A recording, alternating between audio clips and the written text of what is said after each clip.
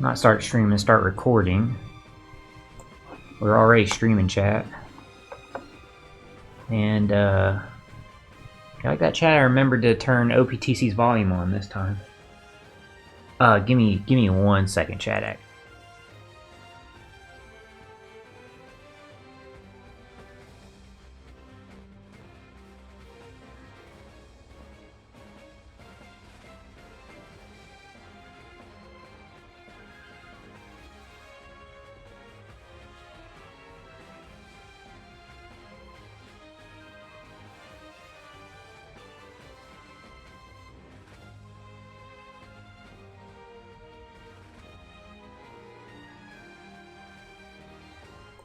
Okay, chat. Sorry about that. Literally right when I started the stream, I saw Asta trying to like lock himself in the bathroom, so I had to go like prop the door open, just cause his mom is in there in a meeting doing her work on the computer in the bedroom. So to try and get in the bedroom, he's gonna lock himself in the bathroom and start like meowing and yelling like he needs out. So I just had to go prop the door open just to prevent that. That being said, let's go ahead and jump into it. So this is Super Boss Kazuna. We probably won't be doing any, well, I'm pretty confident we're not going to be doing any Super Boss runs today while we're streaming, but we are going to go ahead and just farm just a regular Kazuna Clash, hang out, chill, chat. Y'all know how it goes. We've done it before. And basically what we're going to do is just... Oh, bless you, Haley. You shouldn't have just started moving so fast when you woke up. You were perfectly fine asleep in the window. Now you're going to come over here and try and bite me and shit. I can just tell. Forgot what else I was trying to say there, messing with his cat. But anyway, that being said, chat, yeah, we might not do any Super Boss runs today, but I do have these teams ready just for the regular ones. So we'll see and we'll play it by ear. I do have 2 Super Boss teams ready to go, but I kind of like farming up my tickets first and then or my Super Boss coins and cashing them out later. So I doubt we'll get through my Super Boss or my regular runs to get to the Super Boss today on stream, but we'll see. If we do, cross that bridge when we get to it. So we're doing this assist here for my Alliance member, and we're running the Dex team, or versus Dex.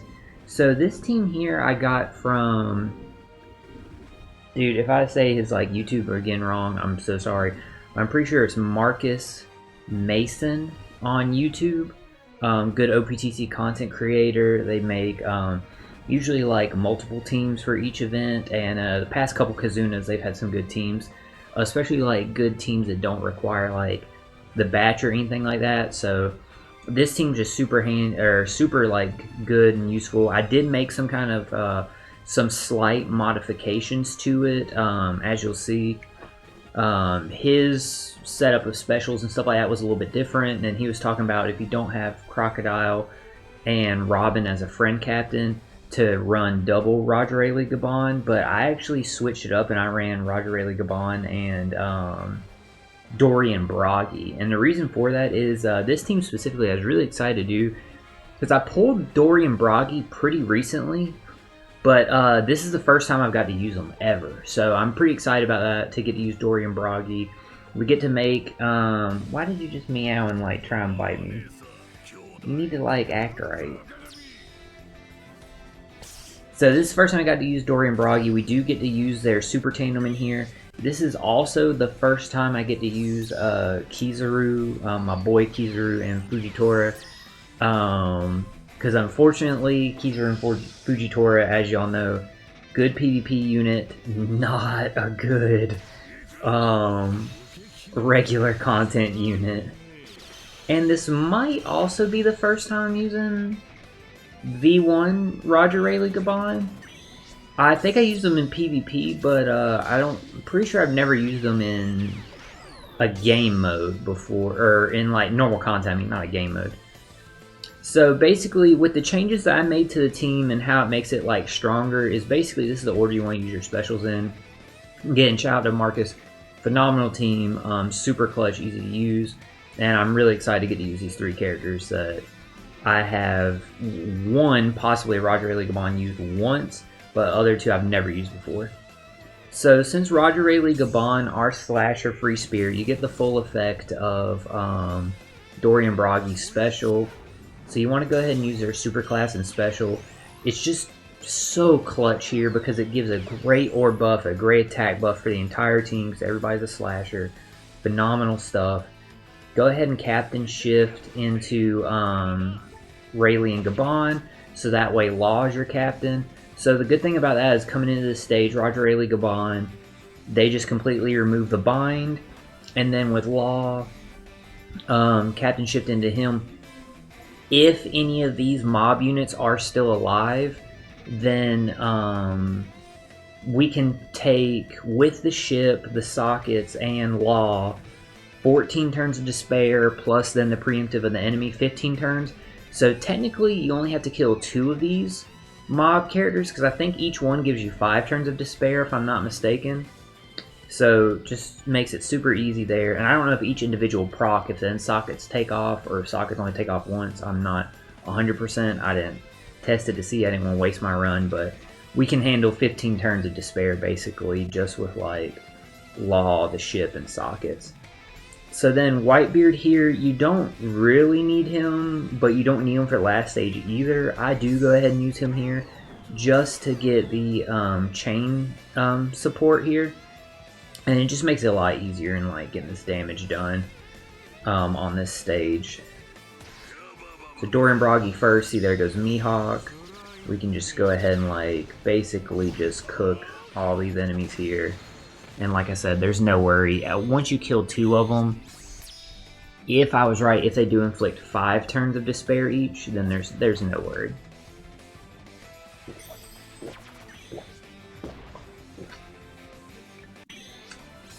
Got my iced coffee here with me, chat.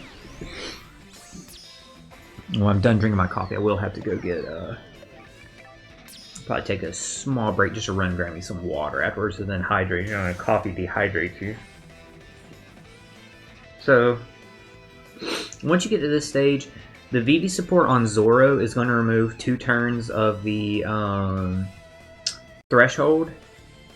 So the cool thing about this team is Zoro himself removes 5 turns with a double special launch. So that was another change from Marcus's team, is since he wasn't running Dorian Bragi to get the attack and orb buff there, he was using the double Roger Rayleigh Gabon. You would use Zoro on that stage. Whitebeard was definitely needing to use Zoro on that stage just to get a chain buff. But here, and because that you need a support on Kizuna and Fujitora to then remove the other turns of it, of the, help me out chat, the threshold once you get to past 31. But with this change, you don't need any other support, just the VV's enough. And basically to start, you're going to go ahead and undo the captain shift, because eventually we'll get to the point where we have pain. So just remove the captain shift first, then trigger their special. That would remove the pain debuff. Now you got the strong attack buff. You can go ahead and trigger Law next. So then with Law, now you get the orb buff, you get the chain boundary, end of turn damage. The enemy removes the end of turn damage only once. So you can go ahead and proc Zoro twice. You're going to get the chain buff, as well as just remove all the turns of that threshold. With Super Swap here, you're going to get conditional down. If we didn't have the Wano slots there, we would get a tandem, which would let us get Dorian Bragi Super Tandem. But because we have the Wano slots, we're not able to get it right now, which is no problem. And we can go ahead and trigger their special, and now we have the end of turn damage again. We also have the crit buffs, which is nothing like crazy, but we do have the tap timing buff also, which is pretty cool. So if we had Super Tandem, we would want to go Zoro into probably Fujitora and Kizuna, then Law, then Dorian Bragi, so that we can go into now the characters that have type advantage. Our last 2 strength characters would also have that Super Tandem. So then you would go Whitebeard and then the final tap Roger Rayleigh Gabon. So that's the way it would go whenever it gets to, if you need like all the taps. You see, like, we're cooking the enemy right now, and then they're just done and dusted. So again, big shout out to Marcus there. Just made some small tweaks to the team. That's one thing about Kazuna. Like, y'all know, Treasure Map, I do make my own teams for all 6 fights and stuff like that. Unless, like, I get stuck on, like, Intrusion or something that I might, like... If I'm, like, really hitting a wall with Intrusion, I might have to, like, go look up some stuff. But I always make my own teams in Treasure Map. But, you know, Kazuna, I do leverage other players' teams and just tweak them to how my account is and stuff like that. And just try and see, like, hey, how can I enhance this team or make it work better for me and stuff like that. So, big shout out to Marcus. I think it's a great team. Awesome, awesome, awesome stuff.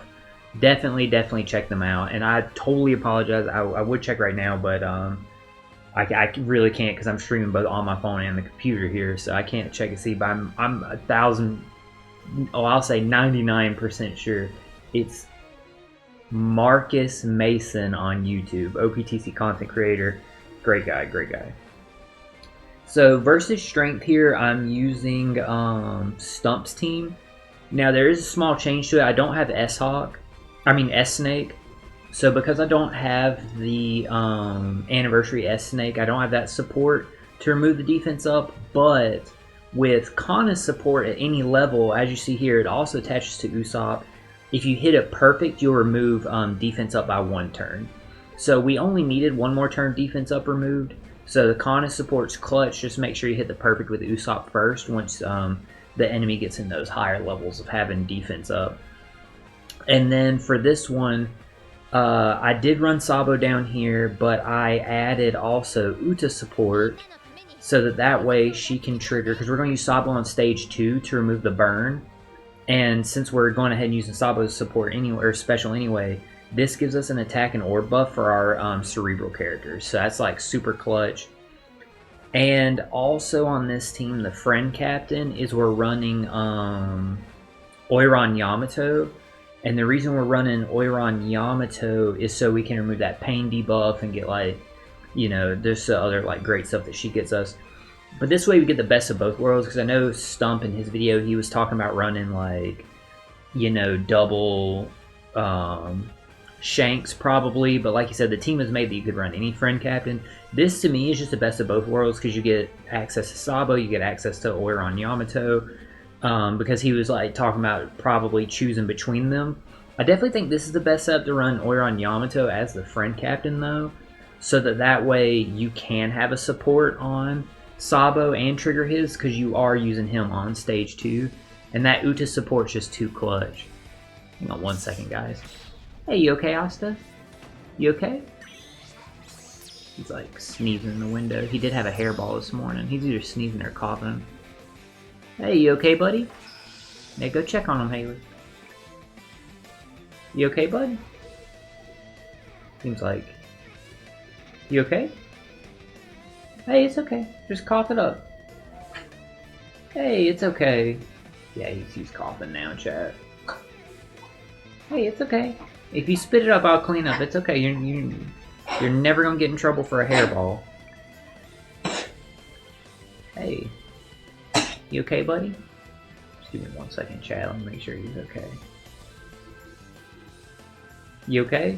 I didn't want to like get up and go like right at him, chat, because sometimes I'll make them just like stop and like start like playing or something like that. So I didn't want him to like swallow it again. Seems to be okay. He didn't spit anything up. Okay, you alright? Your sister's there checking on you. I hate to say it, chat, but she looks like she's about to hit him. She looks like she's about to pop him. Looks like she jumped down and run over there and tell him to shut up. Hey, you okay? You can get it out, Asta. You're not gonna get in trouble. We're just gonna have to like keep an eye on him, chat. He's just very infrequently like this, like coughing here. It's definitely probably a hairball. Your cat grass is right in front of you though, buddy. Eat your cat grass if you need to like spit up. And his sister's hitting him. Anyway, chat, now that we're on this stage, so all you're going to do here is just use Law Kid, get the chain boundary, tap time and stuff, and also get the end of turn damage. And then using, like I said, Sabo, there goes the burn, now you get your buffs there. And the buffs from Uta plus the territory. So we can go ahead and take out Perona here. And bam, there's the end of turn damage. There goes Perona.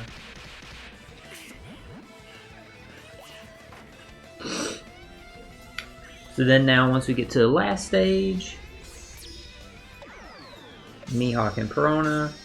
I always like Mihawk and Perona. So I haven't looked at this Super Evolution to see like how good they are. So I actually haven't not looked at the details of them at all. I think mine already is level 150, not just level Limit Break 5. I think they're level 150. I think I use them as a co-op captain. So I'm really excited to like actually take the time to like look at to see like how good they are and what they did to like buff them, because I've always been a fan of Perona and Mihawk and their kit. I just think they're a pretty fun character to use.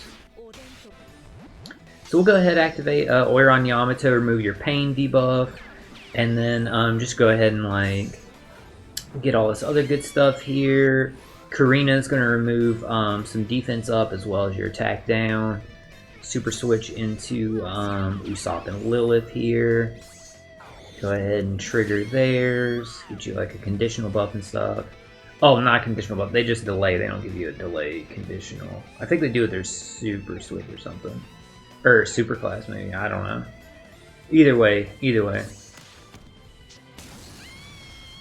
I wonder if we can get a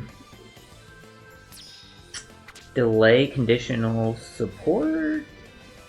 Well, probably not, because the only person we could put on I think is Law, so probably not. Either way, not too worried about it. Let's just go ahead and just KO here. no reason to try and figure out. You can see like big damage there.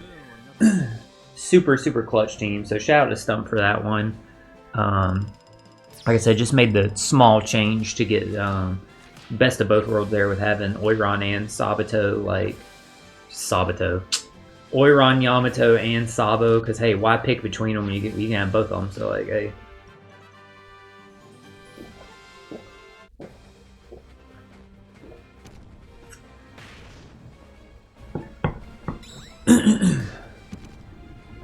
I want to give a big shout out to my alliance, by the way. I cut on the game at like 6 a.m. just to like real quick like do just the skip to get the like Kizuna like the stuff that lets you just run the regular ones, the tickets or whatever the hell they are. So not the super boss medals, but the regular medals, whatever they are. So either way, I like cut it on to do that. This is Dex, right? Yeah.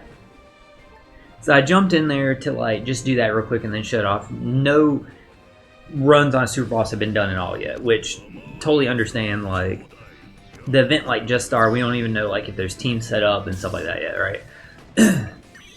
So then I check back in like later, like when I get up. So I get up and I see there's 8. We're on the 8th Super Boss, so like 7 were cleared. So I was like, damn, all right, let's go team. Like we've essentially like pretty much like got enough tickets to like clear the boxes just about. So I was pretty sick. So not a bad start to the event by any means.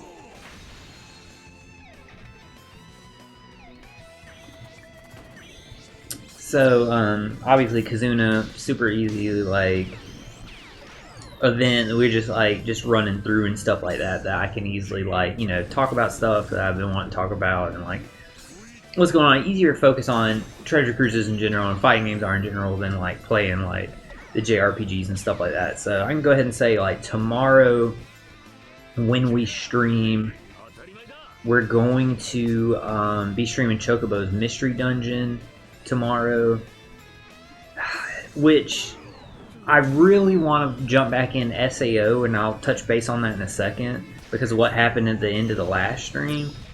But that being said, again, like because of being in the emergency room last week and having to cancel certain like streams and stuff like that, all the streams with the treasure map streams we did, I want to play Chocobo's Mystery Dungeon because now it's been like the 2 weeks since we did it. Same thing with SAO, so it's like I don't want to go too far when we're like right here at the end of the game and like it's just super exciting stuff. So we will be playing Chocobo's Mystery Dungeon tomorrow. Again, don't know if we'll finish Chocobo's Mystery Dungeon, but I mean, we'll try our best.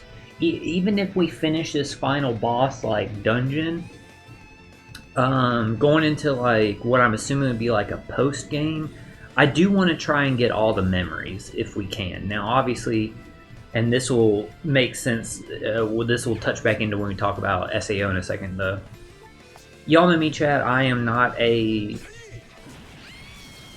My idea of like what I think about playing games is like you should be playing games to have fun. And as long as your idea of fun doesn't hinder someone else's like fun, then that's great. So I mean, like I don't not like cheating or like griefing or like toxic play, like stuff like that. Like I don't like that stuff at all. Because that actively like hinders somebody else like fun and enjoying like a game and stuff like that. It's just unnecessary. But not talking about that right now. Y'all know my opinions on like stuff like that. So what I'm trying to say is, y'all know like I'm not a person that like I want to play like the most difficult games and beat it just to say like I beat it. Not that there's anything wrong with that. Like if you're like a difficult game like enjoyer and enthusiast stuff like that, by all means, like you know that's fine. Like do you like that's why. Even though like I like and am super interested in Neo and Bloodborne, I don't play them because of their difficulties, stuff like that. So y'all know I'm not like a super difficulty like person. So that being said, barring how hard the post game is in Chocobo's Mystery Dungeon, because I'm also not like a super like this is beatable if I just do like a ridiculous amount of like grinding and stuff like that. Because my idea of like wanting to play a game is like I'm there for like not the difficulty or anything like that or like a challenge stuff like that. I'm just there to have fun and like go on the adventure and stuff like that. So, but y'all get what I'm saying. Y'all have seen me long enough now. Y'all know my opinions on that. So all that's to say is depending on Chocobo Dungeons, like Chocobo's Mystery Dungeons, like post game, like we're definitely going to beat the game. I don't see like it being so hard that we're not going to beat the game. No, I'm pretty sure like we're going to beat the game. That's not an issue. It just depends on like how hard it is to get all the memories. Like in the challenge dungeons, we might not get all the memories, so that we'll just have to see. We're obviously going to like do our best and try, but the same thing with when we played like what was the first SAO game? Hollow Fragment. When we were playing Hollow Fragment, y'all know we beat the whole story and everything, but we couldn't beat the Grand Quest, so we stopped at the Grand Quest because it was just we just hit that wall where it was like, okay, to progress further here, like it's just going to take so much like grinding to beat that I'm just not really interested in that grind. Like here I'm comfortable in saying like, hey, to me, like I beat this game, I'm done, I'm ready to move on to like the next thing. And like again, nothing wrong with that at all. Like I don't think there's any issue with that. Like it's happened in other games, like in Final Fantasy 15, I beat damn near everything in it except the dungeon where you couldn't heal in it. I didn't beat that one because I had done damn near everything else in the game except that platform dungeon. I didn't beat the platform dungeon either. It was just like too hard. That's not a platforming game, so it's a little like clunky trying to do that one. So that one I didn't beat, and the 100 Floors dungeon I didn't beat. Or no, the 100 Floors one I beat. The one where you couldn't heal, I didn't do that one because I had fully beat the game and done everything in it. Save for like those two. Stop trying to bite or you can get off the couch. And you can go back to laying in your bed in the window. Damn, she like knocked what I was trying to say like out my like mind. I'm not petting you until you lay down. I didn't beat the dungeon where you couldn't heal because you needed to have like a good like magic proficiency and like a lot of stuff invested in magic so that you could make like spells that would also heal you. And dude, I had like so much other stuff unlocked that and my levels and stuff, it would take so long to get the AP to get all that to invest in the Magic, and I was just like, you know what? I'm not really feeling it, because like I didn't invest in Magic because I wasn't big on Magic in Final Fantasy 15. I just didn't care about it. I'd rather do like the cool, like the fighting with the weapons and the action, like stuff like that. So I just wasn't big on Magic, save for like when you're Iggy and you can enchant your weapons and stuff like that. So yeah, so like obviously like we get to points like that where in some games where like we just get to a stop point. I'm like, you know what, this just is too much of a grind to me, or this difficulty spike just to be like a challenge or whatever. You know, I'm not interested in it. I'm just gonna move on to the next game. No biggie. So what I'm trying to say, chat, is yeah, with Chocobo's Mystery Dungeon, it just depends on that post game once we start looking at it to see. Like, my objective is to get all the memories if we can. If there's like dungeons that don't include memories, I'm not 100% sure if we'll do those, because I feel like those are probably going to be like some super challenging ones. Like, I know we're not going to go back to Insatiable Hunger, because I know now Insatiable Hunger is like the endless dungeon. If we do, we might like poke our head in there just for a little bit to see what kind of like drops we can get, like, and that's how fast we can get them, because I know there is some like really strong like drops. I just want to see like if we can get them like early, like even if we do like 10 floors of it, because I know it is like an endless dungeon. I'm not just interested in like just sitting here and just playing through one dungeon like to see like, oh man, can I get to like floor like 300 or something like that? Like, y'all know what I mean, chat. Don't get me wrong, I do think it's cool. It's just not for me, because there's so many other games like I want to play through and like share with you guys. So that being said, chat, we'll try to get all the memories. So you had like stuff in your eyes again. Look up. Look up. Yeah, I got it. You're good now. I just didn't want you to get that stuff in your eye, Haley.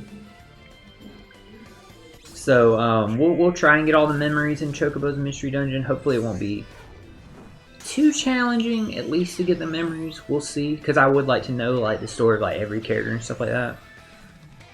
So we'll try to see how that does.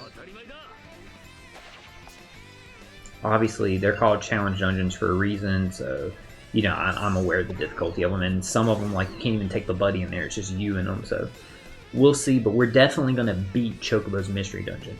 Whether we beat it tomorrow, the main story, I mean, we'll see. We'll see. We're close to the ending. I think we're on. God, that's a 50-floor dungeon, the last one. Oh shit, I tapped with the wrong character first, but just because I was talking, but that's okay. Gosh, it's a 50-floor dungeon, and I think we were either on... I can't remember if we were on 21 or 31, chat. That's the thing. Yeah, I can't remember if we were on 51 or 21, but either way. Either way, chat.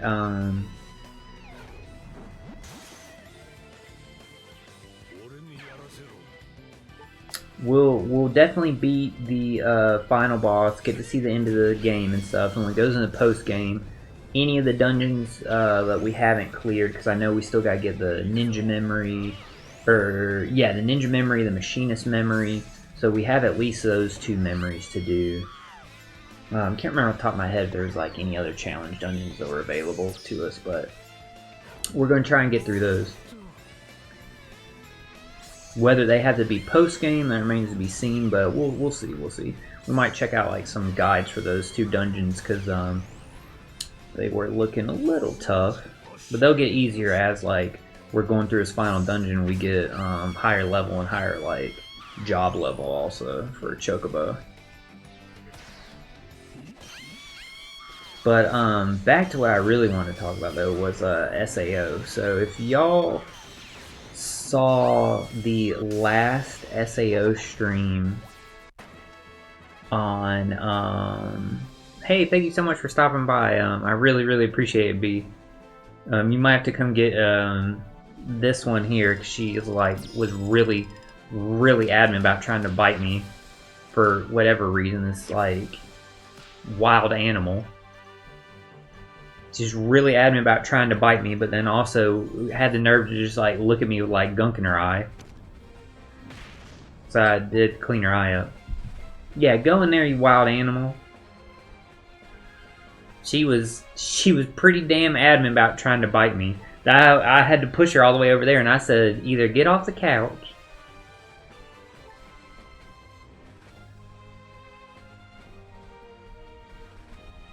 Yeah, let her go sit on the bed. And she's acting out. But oh, she's acting out, by the way, because she was her brother was over there coughing in the window, and she went over there and popped him while he was coughing. Yeah, you can do whatever you need. And if you need to walk through here, like, you're fine. They said they love you on stream. But yeah, chat, what I was talking about, if y'all saw the last SAO stream on Monday. So, man, I thought we had hit that point in SAO. I really thought we had hit the wall. But I will say this, because we are at a point right now where we are right now in the game trying to progress through the Abyss of the Shrine Maiden story. We just can't. We have hit a wall in that regard.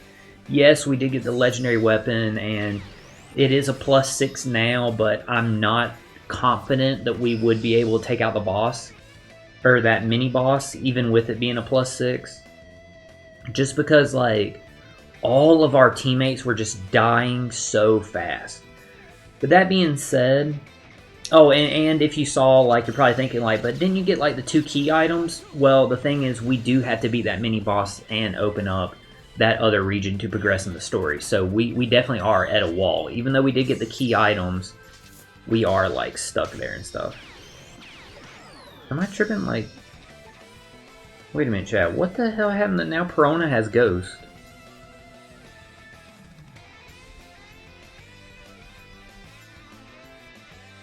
Okay, wait a second, chat. Let's hold off on whatever the hell I was talking about.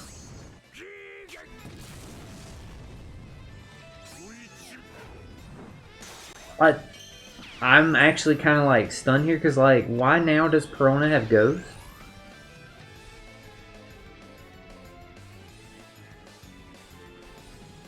Oh. Wait a second. This is, usually this is Mihawk that's here, and those, like, apes. This must be, like, a special version of this stage or something? That it's Perona and, like, the ghosts instead? I'm tripping, like, Perona's the mini-boss on, like, the other fight, too. So does that mean, like, the special version is Mihawk?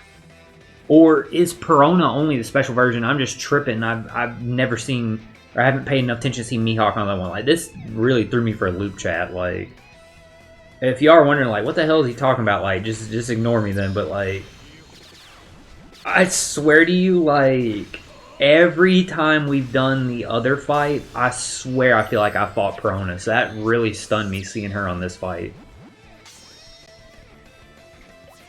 She gave us a big color affinity buff, which I'll take it. So yeah, it was a special stage because she gave us a 99 turn color affinity buff. Dude, that was trippy, chat. Like, that was weird. I can't be tripping. So, like, Perona must be... She is the mini-boss in the other one, right? So then Mihawk must be the special stage in that one? Damn, she gives a ×4 affinity buff. Anyway, I guess we'll just go ahead and progress forward then. That, like, really threw me for a loop, guys. Anyways. So, yeah, basically, we kind of hit, like, we did hit a wall on the fact that we can't progress any further to Abyss of the Shrine Maiden right now. However, we're not at the wall where I'm like, okay, this game is done, we can just jump right into Fatal Bullet. I did do some research, and I did see, like, some spoiler-free research. It looks like, from everything that I saw, again, I only saw so much because I was like avoiding spoilers and stuff, but it looks like the Abyss of the Shrine Maiden story does not affect Fatal Bullet's story at all. Only the main game story, which we did clear the main game, so that's good to know that like if we go on to the next stage, the next game, if we get to the point where like we just can't progress any further, that's good. It's not going to affect any story. We're not going to miss out on anything in Fatal Bullet. And obviously, if we had to drop where we were in Abyss of the Shrine Maiden, like we had to do the Grand Quest, I know the Grand Quest didn't have any story in Hollow Fragment, but this one obviously does have story, just doesn't connect to Fatal Bullet. If we have to drop it, I would just read a synopsis over it, the same way we're doing for all the other characters' endings that we didn't get other than Xenon's, because like I said, I'm not going to fight the final boss 13 times just to see everyone's ending, when I could just look at a YouTube video of the final boss, you know what I mean? Or of each character's ending outside of the one that we got on stream. So that being said, chat, we're not at like that wall yet. Like, yes, we can't progress further in Abyss of Shrine Maiden yet. But no, you're fine. You're fine. It's no biggie. To me, it looks like it's barely registering on my mic because I'm talking. So it might not be like registering at all. I do see like I'm redlining. So either I'm yelling or I need to turn my mic down a little bit, just in general. But it's not redlining because of you. It's probably redlining because I'm yelling to make sure you hear me, though. That's what you said and they're in the window. Well, good. At least she's not here biting me. But yeah, we didn't hit that wall yet, chat, because there is something else in the game that we can do. There's 2 other things we can do. And y'all know me, I'm not like a big, like I said, I don't just do like difficult stuff just for the sake of doing it. I'm playing games for the fun and the adventure. And the story and the adventure, stuff like that. And I'm not like a grinding person, stuff like that. So, thankfully, what we can do to get stronger to hopefully progress further in Abyss of the Shrine Maiden, and I'm actually really excited to jump back in SAO and do this. This is why it's going to be hard to play Chocobo's Mystery Dungeon tomorrow. I might do some of this off stream. We'll just see. If I do, I don't think we'll be missing out on anything. But what that is Sacrament Invasions. So we did the first one on stream, and it was a lot of fun. And the cool thing about doing the Sacrament Invasions is we get Sacrament Stones, we level up our characters, we do continue to upgrade like sword affinities and EX skill affinities, which even though now I have the legendary katana, I don't need to do that. I will keep doing that just because we get skill points for it, so why not? Makes it easier to unlock other stuff. Like, that is the big like get about it, so we'll keep leveling them up that way. I might see if I can get celestial blades or whatever it's called so we can dual wield and raise that affinity. That would be kind of cool. So I'm going to investigate some more about getting dual wield started, because now that we don't need a guaranteed legendary because we have 2 of them, we can try and like mess around with like dual wield swords and stuff like that. So that would be pretty fun.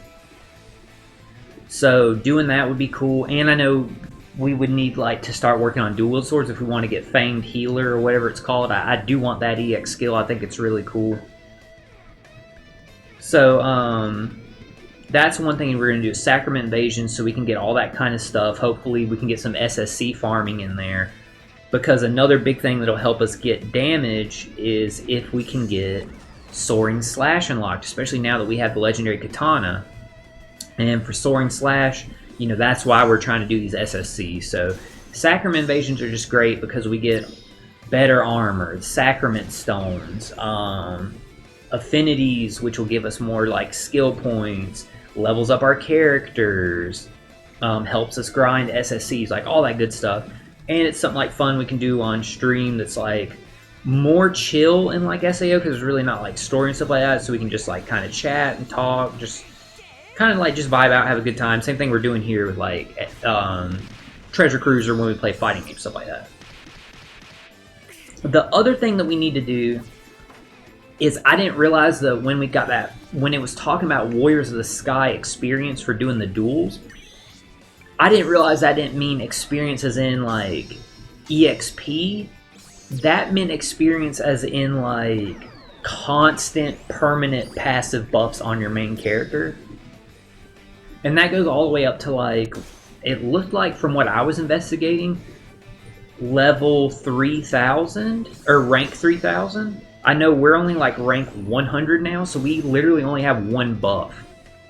So we definitely want to like, even though the duels, like, I'm gonna be honest, I'm not gonna sugarcoat you, even though the duels sucked, we do definitely need to go in there and like redo those duels and stuff like that and just like knock them out and stuff. I'd probably do that instead of Sacrament Invasions offline, just because there's less interesting stuff there. So just go ahead and like knock those out so that way we can hopefully get it taken care of and stuff and like maxed so that we can have the or not maxed. I don't know if we can max it. I did see where it said there was a limit once you got in like 2000 something that you could only get the rest by dueling online, which does kind of suck. But still, even getting to rank 2000, there was a ton of passive buffs we can get just to make us stronger, so we'll definitely be going for that also. And the third thing that we're going to do that can really help get us over the edge to where I think like we're going to be good to continue with Abyss of the Shrine Maiden is, and I know all the like spoiler-free guides, everything I've been looking at has been saying to do this, is skill fusion. So the cool thing is, and this kind of again stacks with Sacrament Invasions, is if we can clear all the Tier 1 Sacrament Invasions and then the tutorial Sacrament Invasion of Tier 2, there is a Tier 2 Sacrament Invasion that has a enemy that just can't be like killed. No damage can be inflicted on it. It's kind of like a stage-like enemy thing, like we ran into before, the statues, stuff like that. It can't be destroyed. So the cool thing about that is, to do the skill fusion thing for attacker, you have to do like a 100-hit combo. Well, this enemy takes no damage, doesn't die, so it's super easy to get 100-hit combo and stuff like that. So we can easily do that while farming like SSCs and stuff like that, and go ahead and like get like Klein and maybe other attackers or anything we want like powered up, and that will give us a huge attack buff. So that's great. Like, same thing with the healer one. That I did see where it said the healer one is super easy to get and farm, so to where they're not like super grindy, not as grindy as they seem they are, just because you can kind of like effectively like kind of cheese them and stuff like that. So that's cool. Like we'll do that stuff like on stream and stuff like that and like knock those out. The Sacrament Invasions definitely like I'd probably wait and do on stream. The other stuff, there's not so much there that I'd be comfortable like doing those off stream. I would still do Sacrament Invasions off screen because like it's not a story thing. Like don't worry, chat, I wouldn't like go and progress Abyss of the Shrine Maiden without you guys. So all that's to say, like, we're not at the wall yet in SAO where I feel like, okay, this is the limit where we can go in Hollow Fragment. We're going to jump into Fatal Bullet. As much as I want to jump into Fatal Bullet, y'all know I've been dying to play it. We are going to just continue with it, and we're just going to, like, play through, like, the stuff that we have right now in there, so. But I'm excited though, because I'm really excited to like keep doing some more of those Sacrament Invasions. I think it's going to be a lot of fun.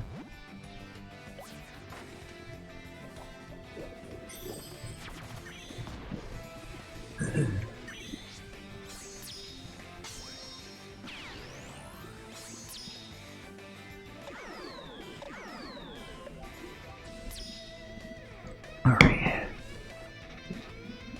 I finished my iced coffee. I think I'm about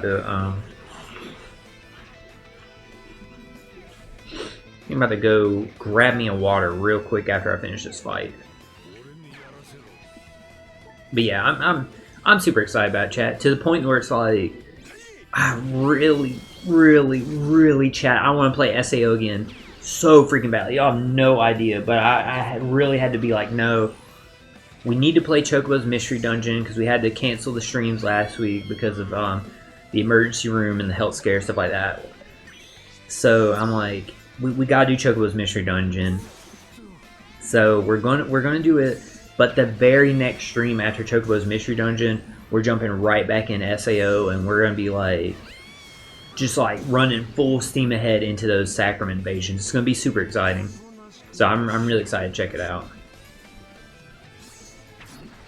It's funny, like it's funny, chat. At first I was like, okay, so it doesn't affect the story or stuff like that. All right, well, we'll bet. Okay, so Fatal Bullet it is then.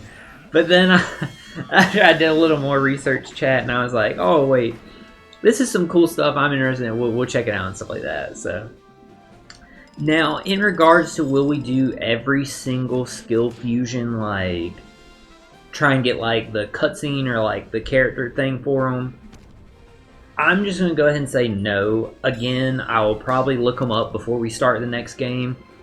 But I'm not going to do like all of them. Like, I'm not really interested in doing like Leafas or like stuff like that. Like, y'all know which characters I'm like really big on. Y'all know which characters I'm like whatever. So, you know, take that for like what it is.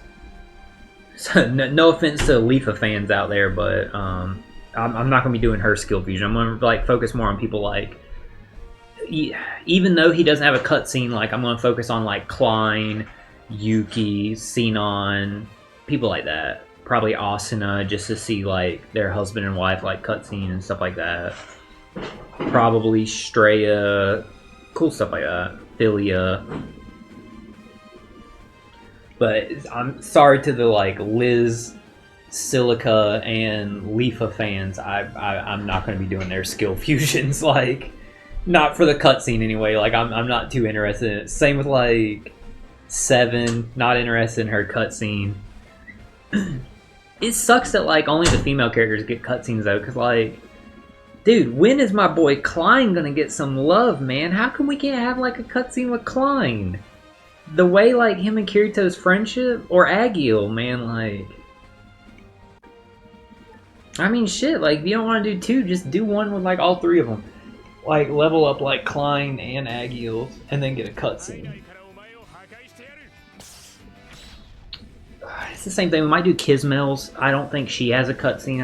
I'm pretty sure she doesn't. It'd be really freaking cool if she did, but I'm sure Kismel doesn't have one. I'd be interested in seeing Argo's, because I do like, I really like how Argo has just gotten more and more every game. I don't know if a big part of that was because of the second Asuna movie, because y'all know, if you've seen it, Argo has like a... She has... Well, I'm not going to front. She has a big role in the second Asuna movie. I'm sure she has a bigger role in the light novels than she does in the anime, just in general.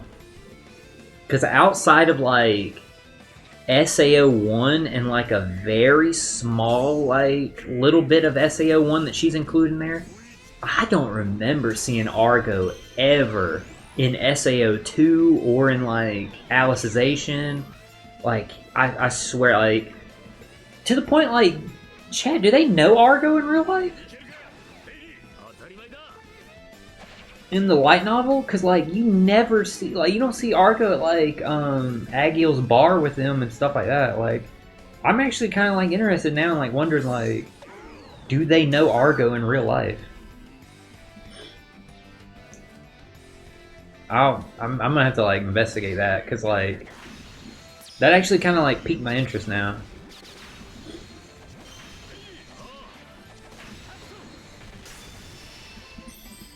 Alright, let's go ahead, let's knock all this stuff out. But yeah, I'm excited for, to jump back into SAO.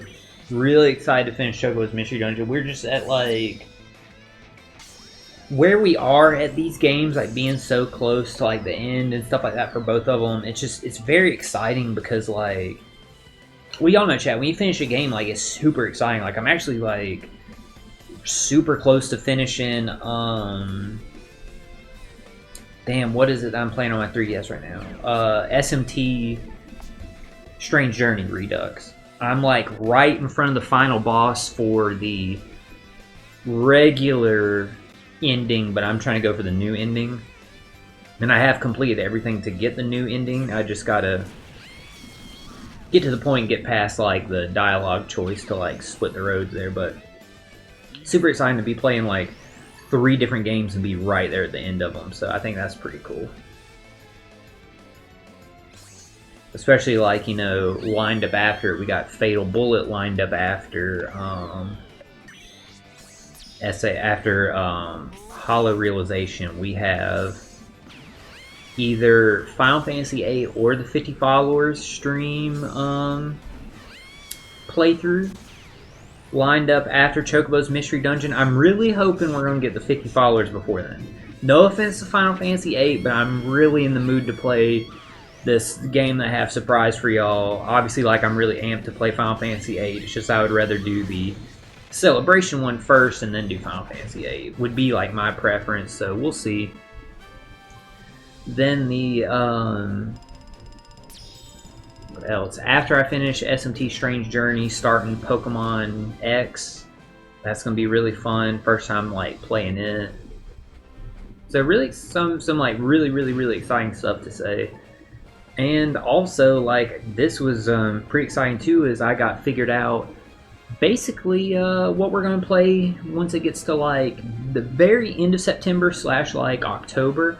I got like our Halloween game like lined up and stuff like that, so that's gonna be pretty cool. Halloween games, it's a duology, so that's gonna be pretty fun. I'm excited to play it. Small, like pretty like quick like story game, so I think we'll definitely beat both of them during the month. But I'm really excited. Obviously, if we don't beat it during the month, we're gonna play till we beat it. But super fun stuff like we got lined up, like as they would say, coming down the pipeline. So really excited about that. It's funny, chat, I was this close to our Halloween game being English translation of Sweet Home, but there was just this other game I've always been interested in. It was on sale and stuff like that right now, and I'm thinking about picking it up probably today, definitely before the sale ends, so either today or next week. And I was just like, yeah, this would be a lot of fun. I was talking to B about it, and she was saying like, yeah, it looks really cool, like, yeah, you should definitely play that. I think that would be fun too. I was like, oh yeah, because you like horror stuff too, and it kind of fits our aesthetic, how it's like kind of like old like looking, because you know we love like old movies chat. So she was like, yeah, this is definitely like something that like I would, you know, stop in like during your streams to see like how it plays through and like stuff like that. So that was definitely like a big like boon to that game. And don't worry, like Sweet Home is definitely on my list. We're gonna play it at some point. Just might not be like our Halloween game. So I'm pretty like amped about all this stuff. Y'all know how I am. Very like, obviously because of like, you know, just being autistic and stuff like that, really passionate and stuff like that about like the stuff that I like and enjoy. But with how much I do care about streaming and enjoying streaming, I'm excited to like share that with you guys. So that's pretty cool and fun.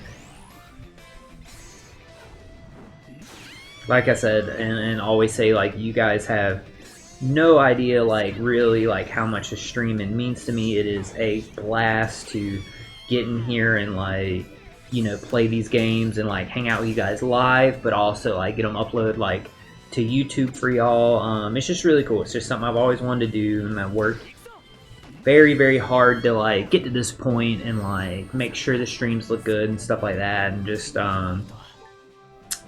I put a lot of work into it because I care about it and I think it's fun. And like I said, a big goal for me is I just want to foster a great community where we can all like hang out and just enjoy these games and just chill and just have fun. Like a lot of cool stuff. So give me 1 second, chat. I am going to go run, put my coffee cup up just to grab me some water real quick, like for my throat. It's obviously like I'm running my mouth here. And then we will go from there. Oops, did not mean to lock my screen. Alright, so I'll be right back, chat, in 1 second.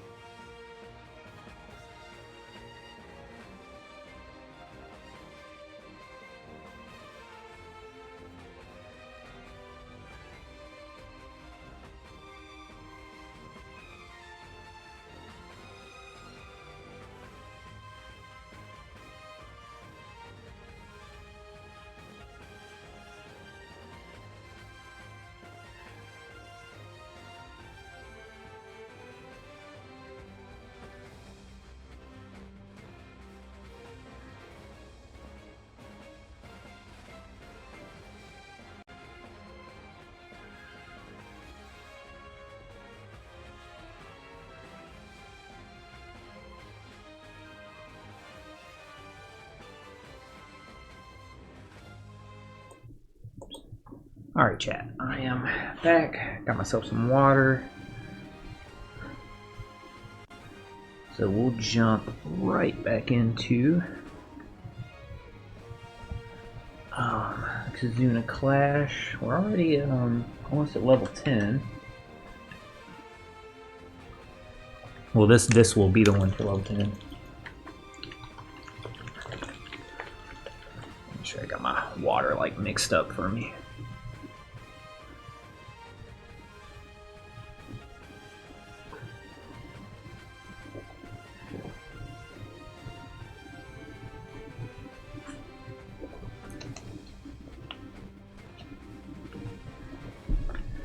I love this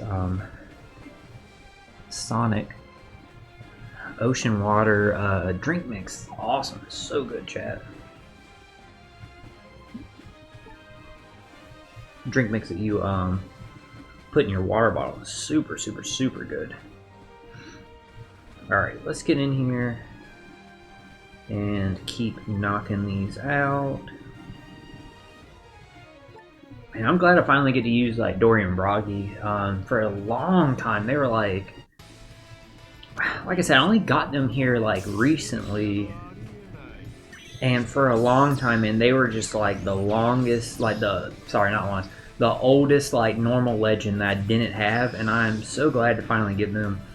Obviously, they are big on the Zoro and Sanji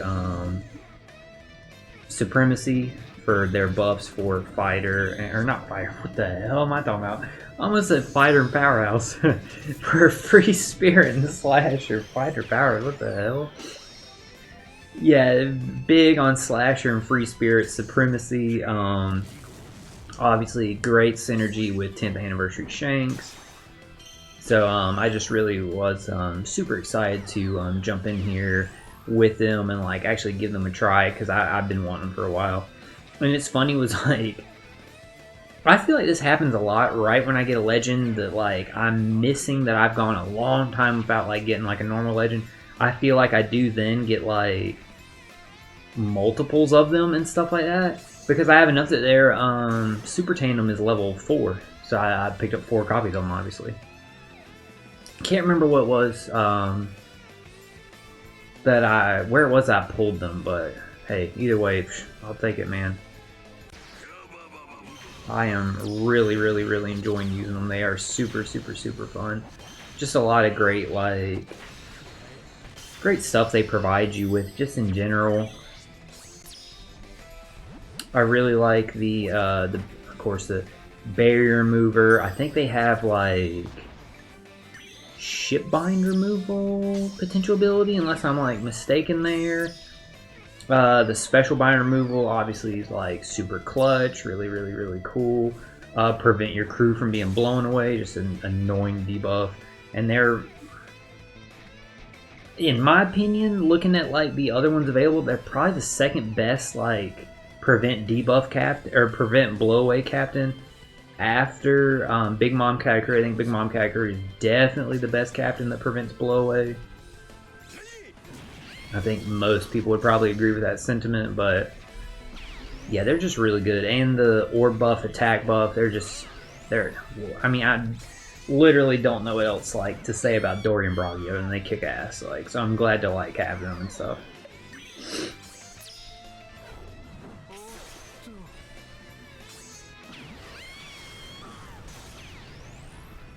I can't wait to see. I know it'll be a long time off, but I can't wait till we get in Treasure Cruise. Now, it's going to be a long time off, but how cool is it going to be to get, like, the Demon Dorian Bragi that's going on, like, right now in Elbath? That's going to be sick. That's going to be super, super, super cool. Actually, a lot of, like, badass characters coming down the pipeline once it gets to Elbath. Just thinking, like, past, like, Egghead, because there's still, like, dope characters coming in Egghead. Like, we still got, there's still some other Vice Admirals we can get in terms of like rare recruit like style characters, but also of course the other 5 elders, stuff like that. Garling, yeah, just a bunch of like cool different like characters and stuff like that we can like pick up. But man, once it gets to Elbath, are you kidding me? Getting like Shamrock, the other Celestial Knights, like what were the names? Killingham. God, I can't remember the other ones. Literally off the top of my head, I cannot remember the other ones. Gunko, and there's one more. I can't remember the other dude's name, but yeah. Shamrock, Gunko, and Killingham, like that'd be like, dude, there's so much cool shit coming once it gets to like Elbath. Loki, you kidding me? Dude, Loki's just so sick. Harold. Yeah, there's some badass stuff like coming down the line. Oh, and Chat. Chat, are you kidding me? The last 2 chapters? Come on now. Rocks? Dude, to really, like, so sick. I know I talked about it in, like, the treasure map stream, but, like, we had a theory forever and ever and ever that Rocks was Blackbeard's dad because of Blackbeard's ship's name. But then to, like, see it confirmed, like, after all these years, so sick, dude. It's just badass. But that last chapter, man, I don't even know what to say about that last One Piece chapter, y'all. That was... There's, like, no words for, like, how hype that was. And y'all know what moment I'm talking about. The hypest part of the chapter, chat, was when Imu-sama was talking to someone who sort of resembled Gunko. Obviously, this is way back in the past. Who knows who it was? I know there's all kinds of crazy theories about what's going on. You know, that Nefertari, like, queen that went missing and stuff like that way a long time ago. And, you know, all this, like, different stuff like that. But to see, like, the woman there that kind of resembled Gunko with, like, the eye colors and stuff, the heterochromia, talking to Imu-sama in, like, that room with the flowers. I can't remember the name of it. But then for, like, freaking Rocks to be in there and, like, answer the question, you see Imu-sama turn around, like, excuse me? Like, who the fuck is in here?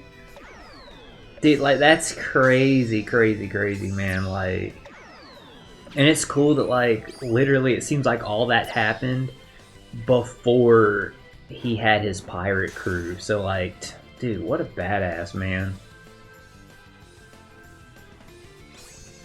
Like, what a badass, what a total flex. Like, that was honestly the hypest part of the chapter for me. It was so cool.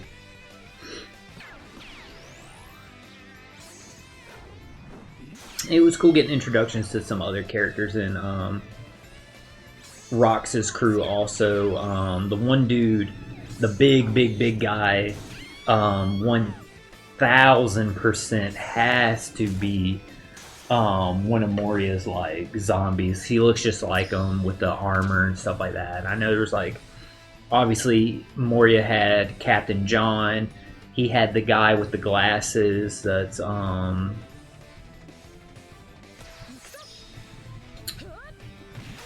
God, what's his name? Captain John or Captain Jack? I can't even remember now. But y'all know who I'm talking about. He was there in, like, as one of Moria's zombies. The dude with the glasses and the forearms and the guns, we know he was confirmed in the last SBS to be one of Rock's pirates. His name was confirmed also. He's a reference to an old story that Oda made and stuff like that. But there's definitely another zombie that had, like, that same armor like that this other guy that was introduced had. And I know I've seen a lot of theory, or a lot of people saying, I don't know if it's been confirmed, maybe it's been confirmed, but they think that the one guy on there that it said was Commodore or future Commodore or whatever, of Pirate Island, I saw, like, you know, a lot of people saying that they think, unless it's confirmed, it may not be they think, it may be 100%. But I did see them say that they think, like, the one dude is Caribou and Corbu's dad. He totally looks like he would be. which is nothing new. Obviously, we've seen like in flashbacks like siblings, parents, stuff like that. In other times, I mean, like we've seen Spanum's dad, we've seen Khalifa's like what, like her sister or something, if I'm not mistaken. So he definitely, to me, he looked like he could have been like Caribou and Corbu's dad, which is cool to me because remember, right now, if that is true, if it is his dad, Caribou is trying to, you know, get in tight with Blackbeard because he was giving Blackbeard the information about the ancient weapons. Because he was literally telling Blackbeard, hey, Shirahoshi's one of the ancient weapons, and by the way, the other one, Pluton, is in Wano. So because of that, I think that's really cool that, like, more than likely he's going to end up in Blackbeard's crew. So I think that'd be, like, pretty cool that, like, it kind of a full circle moment there. Then, like, Blackbeard's dad had his dad in his crew, if it's confirmed. I'll have to, like, double check and see. I just saw some people talking about it, but I just didn't see, like, if there's anything that said, like, definitively that is Corbu and Caribou's dad. Like, yes, he does look like them, but it just depends.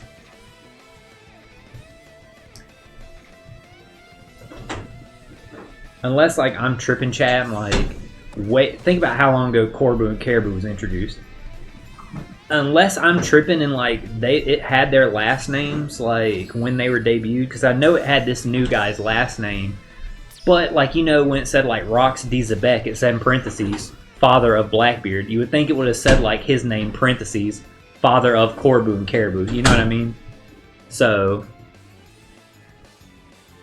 we'll see. We'll see. It probably just requires a little bit of further, like, investigation or on my part, like, just looking up to see, like, hey, is that true and stuff like that.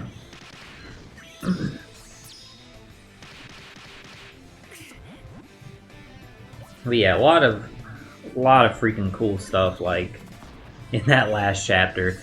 Like, I know some people were, some crazy people, let me start by saying that, were like, oh man, this sucks, here comes, like, this flashback arc and stuff like that. Like, I hate the flashback arcs. Well, if you hate the flashback arcs, then did you ever think maybe One Piece isn't for you?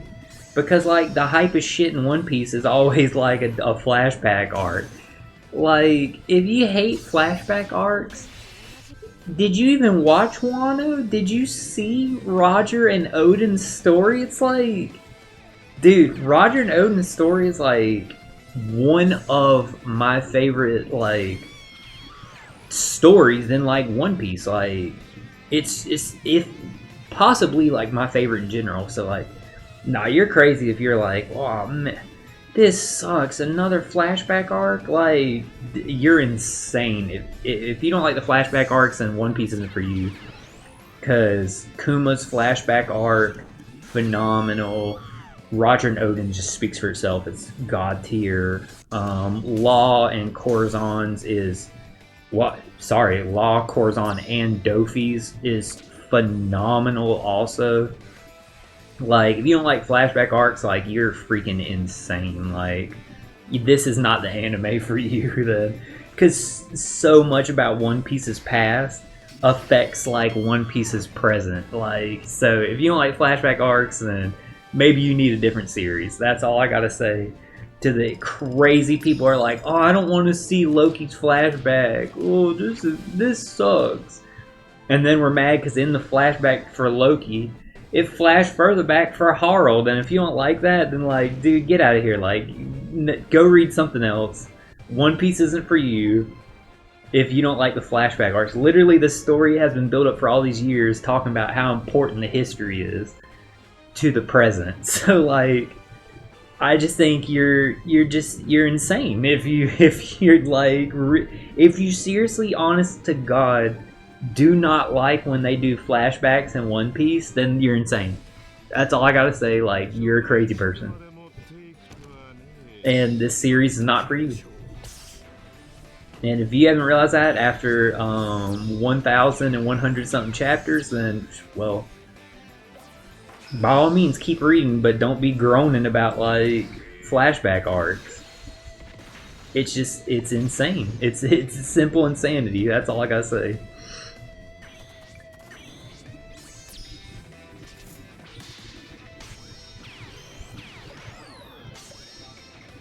But yeah, I'm definitely like, I'm liking seeing all this cool stuff about like rocks and stuff like that.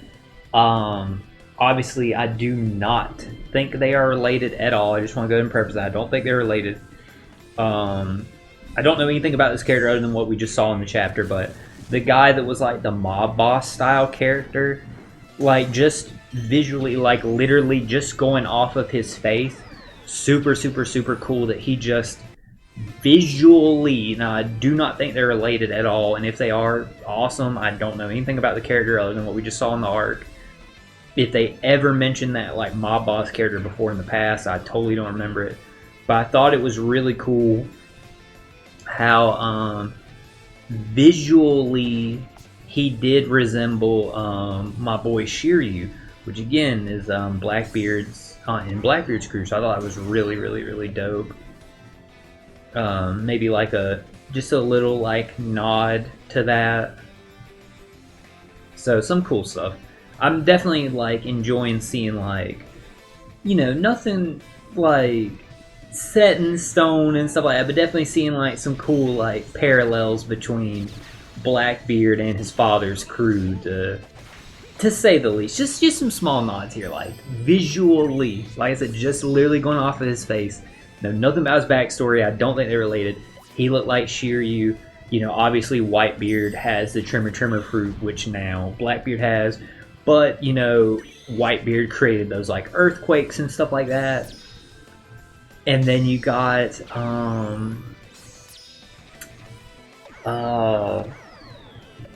Burgess making, like, the shockwave with the shockwave elbow. Just, again, something, like, similar. I think it's just a fun little nod and stuff like that. The thing with Caribou being there, this possibly being his dad. So, just cool, like, little stuff like that. I'm really like enjoying and stuff like that. I don't believe it's ever been said, but I would really appreciate it, and this is just totally a headcanon thing for me. But I would think it would be cool if this was like true. I really hope, if it hasn't been said yet, if it has, great. I would love it if it was confirmed that Shiki was from Wano. I mean, look how he dresses. Literally, like, not just how he dresses, look how his, like, facial features and stuff are drawn. He's drawn similar to how a lot of other Wano characters' facial features are drawn. Like, think about Kawina's grandfather. So it would be really cool to see, like, Shiki being confirmed to be from Wano. I think that would just be badass. So there's just so much, like, cool stuff about, like, the Rocks pirates and like stuff like that. But it's funny, like there's just so much stuff cool about them that they are really like, y'all know I love Roger and his crew. Like I really, really, really freaking love Roger and his crew. But it's just like so cool to think like I'm getting as excited about like the Rocks pirates as I am about like Roger's crew. So I think that's pretty dope. Testament to like how well these some of these even newer characters are written and stuff like that. So let me grab some water real quick.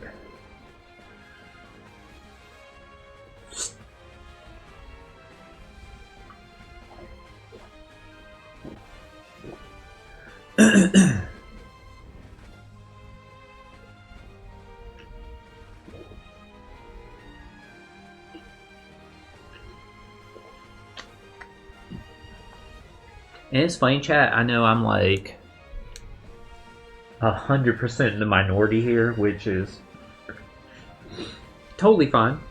Everybody has their own opinions. You know, everybody can like, you know, think whatever and like have their own opinion, stuff like that. And this is mine. I know I'm totally in the majority in this. I mean, the minority in this. because of how important like the past is and stuff in One Piece, that's what has me like just completely not excited at all about the One Piece like remake. I think it's literally like being called like the One Piece. The thing Wit Studios working on, where they're just like completely starting over and stuff like that, and like it's going to be more like streamlined and stuff like that. It's not going to have any of the filler and stuff like that. Like, I'm just totally not interested in it because I do love the One Piece anime that already exists. Like, I already love it. So I'm just not interested in the remake at all. Like, now I know it may sound crazy to like some people, like, oh, are you fan? You don't care about the remake or stuff like that. It's just because like I already like the anime that exists right now. I already like it and stuff like that. Is it perfect? No, but I like it and I really enjoy it. Obviously, like the beginning of it's aged, so I think I get them wanting to remake it to so like East Blue and stuff like that looks better. But I just don't see like. I just wish like instead of like doing a remake and stuff, what they would have done is it would just been, in my opinion, a lot cooler. Like, what if we got like a spin-off story where we got to see like Roger's crew doing something? Like, I think that would be so cool to have like, hey, here's a one-season anime. You know, Oda maybe like oversaw it or something like that.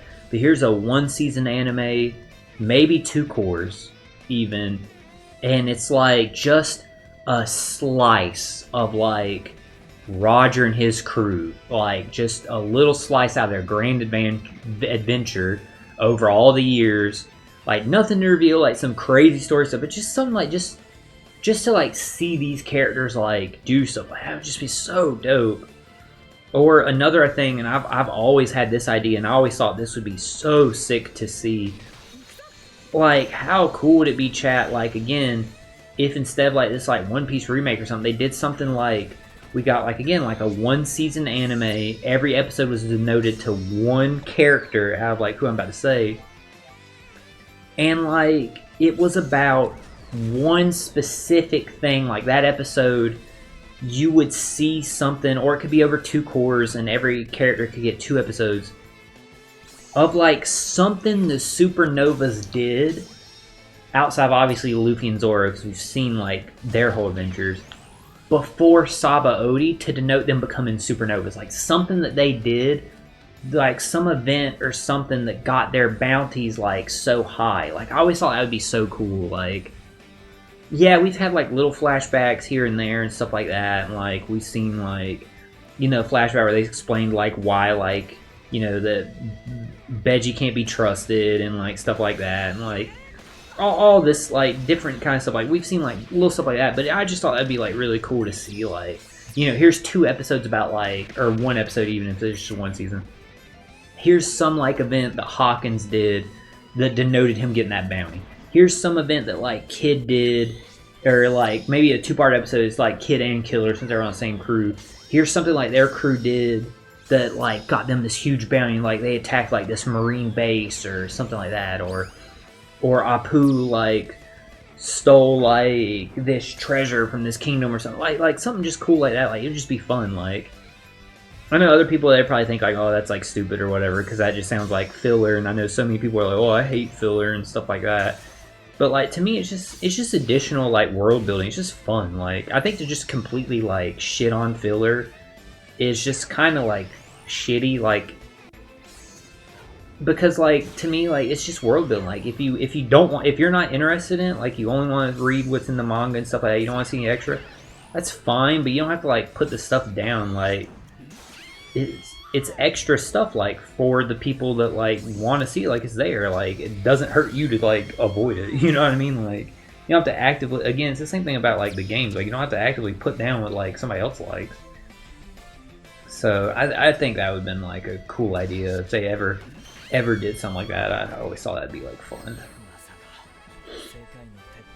I would just like that stuff more than like a remake, in my opinion. Again, I know I'm totally in the minority there, but that's just my opinion on it. Or even having like, even having stuff like, hey, thank you, Mighty Owl, for the clearing this super boss for us there. Clutch stuff, bro. Thank you, thank you, thank you.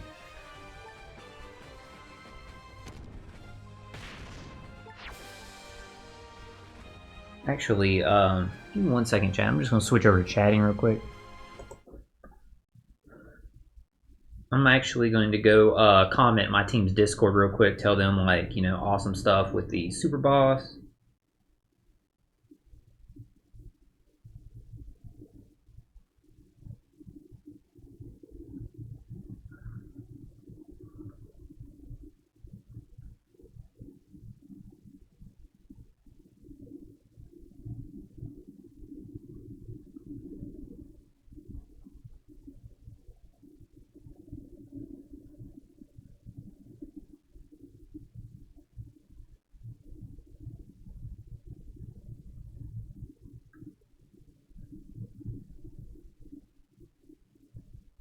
Give me 1 second.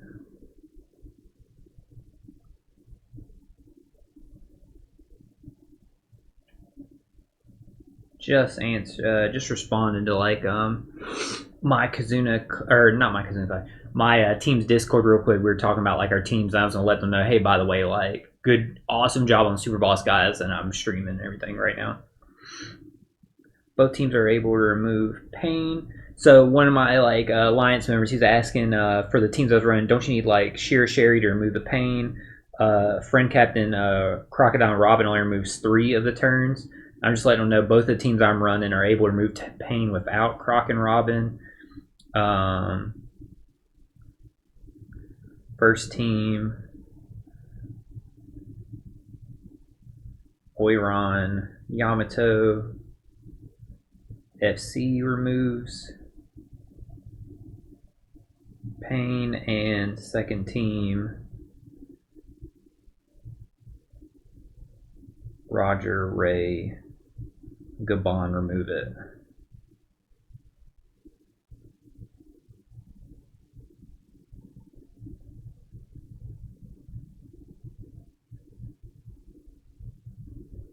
With their specials.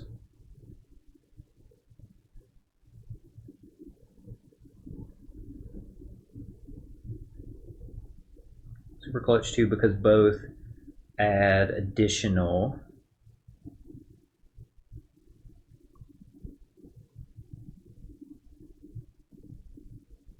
buffs and damage that Sheer Sherry wouldn't have access to.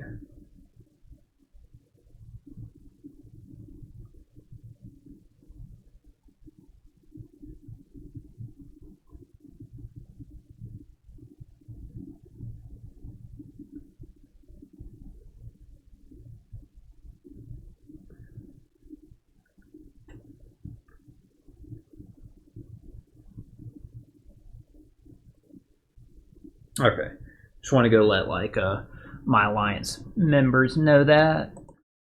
Oops, misclick there. All right, cool. So let's jump back in here. So this is the Dex one. We know we'll take like Dorian Bragi.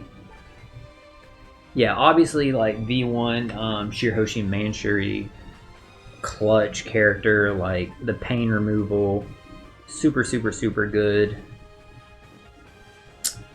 This is my boy Buggy, the TM Buggy. He removes pain too, if I'm not mistaken.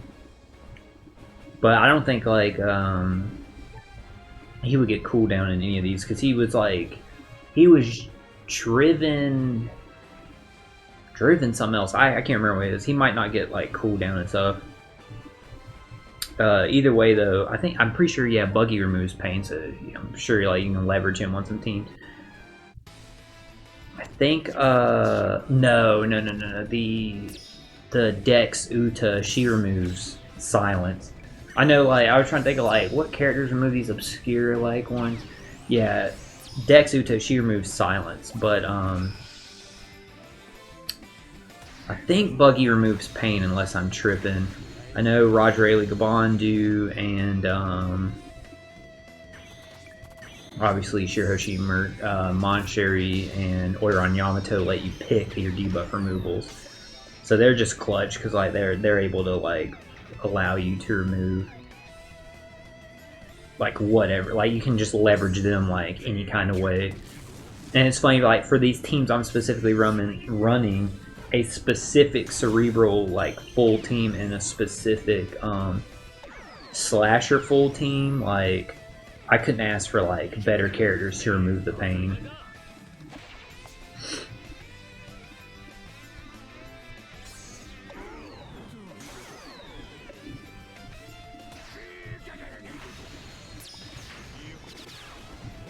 Oh, I forgot. Dorian Broggy also underrated mechanic. They let you consume recovery slots with like perfects. They're just, I'm very, very, very pleased with Dorian Broggy, dude. They're so sick. I was so excited to like pull them, but also like use them and stuff. By the way, chat, this ship I'm using is just to get that extra turn of the despair removal, just in case like we need it if for whatever reason we mess up killing some of the mobs. But shoot, what am I trying to say? But the Going Merry ship I am using specifically for the other team because we need to hit that perfect with Usopp to remove that last turn of defense up. And the Going Merry makes it like super, super, super easy to hit like perfects and stuff like that. So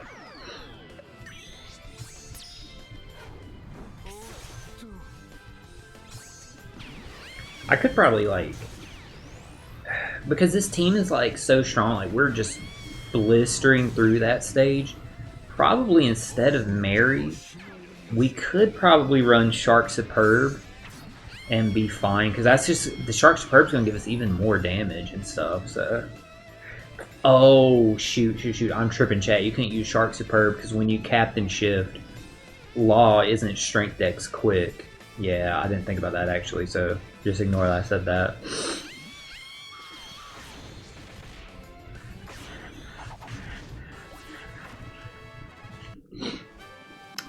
Forgot about that part of it, so yeah, we can't actually use Shark Superb.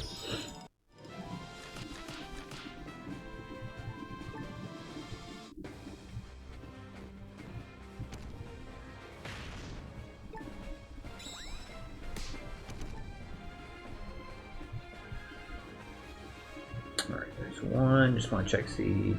Yeah, this is the only Alliance member I have asking for support.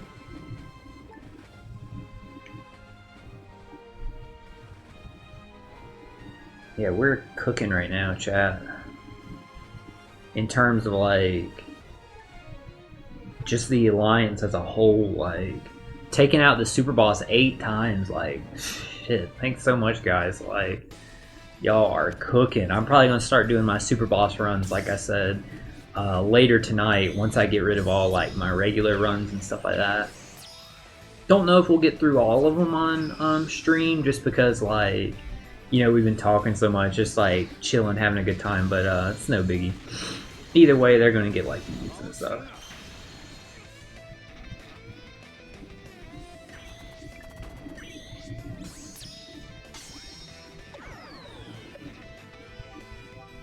Alright, so from here we know we use Law Kid, Sabo,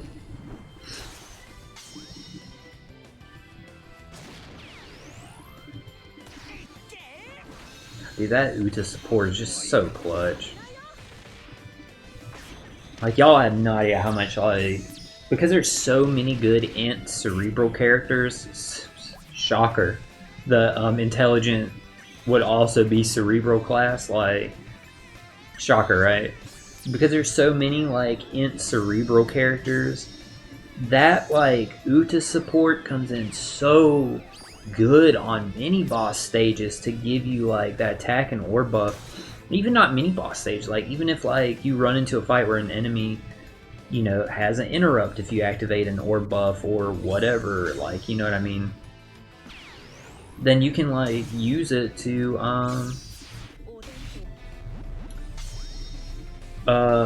get, like, whichever other one you need. Because it gives you attack and orb buff. Obviously, if you already have an attack buff, it's only going to give you the orb buff. So it's just a great support.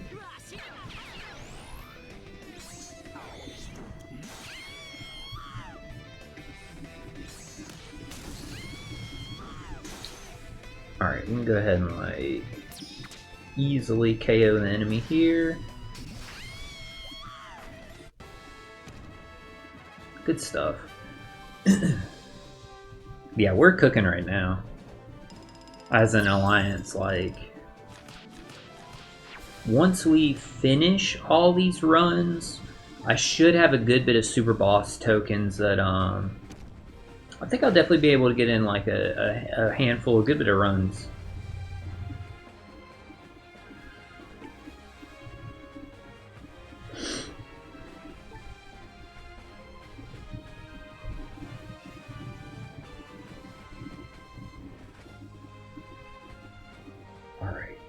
I actually did not see who this was, so I'm just going to select Yamato. I got a 50-50 chance. Hey, we were right.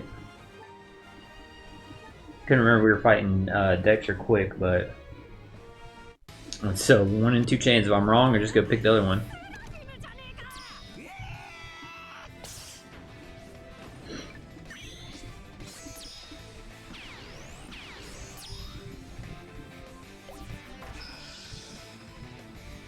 Alright. Go ahead and...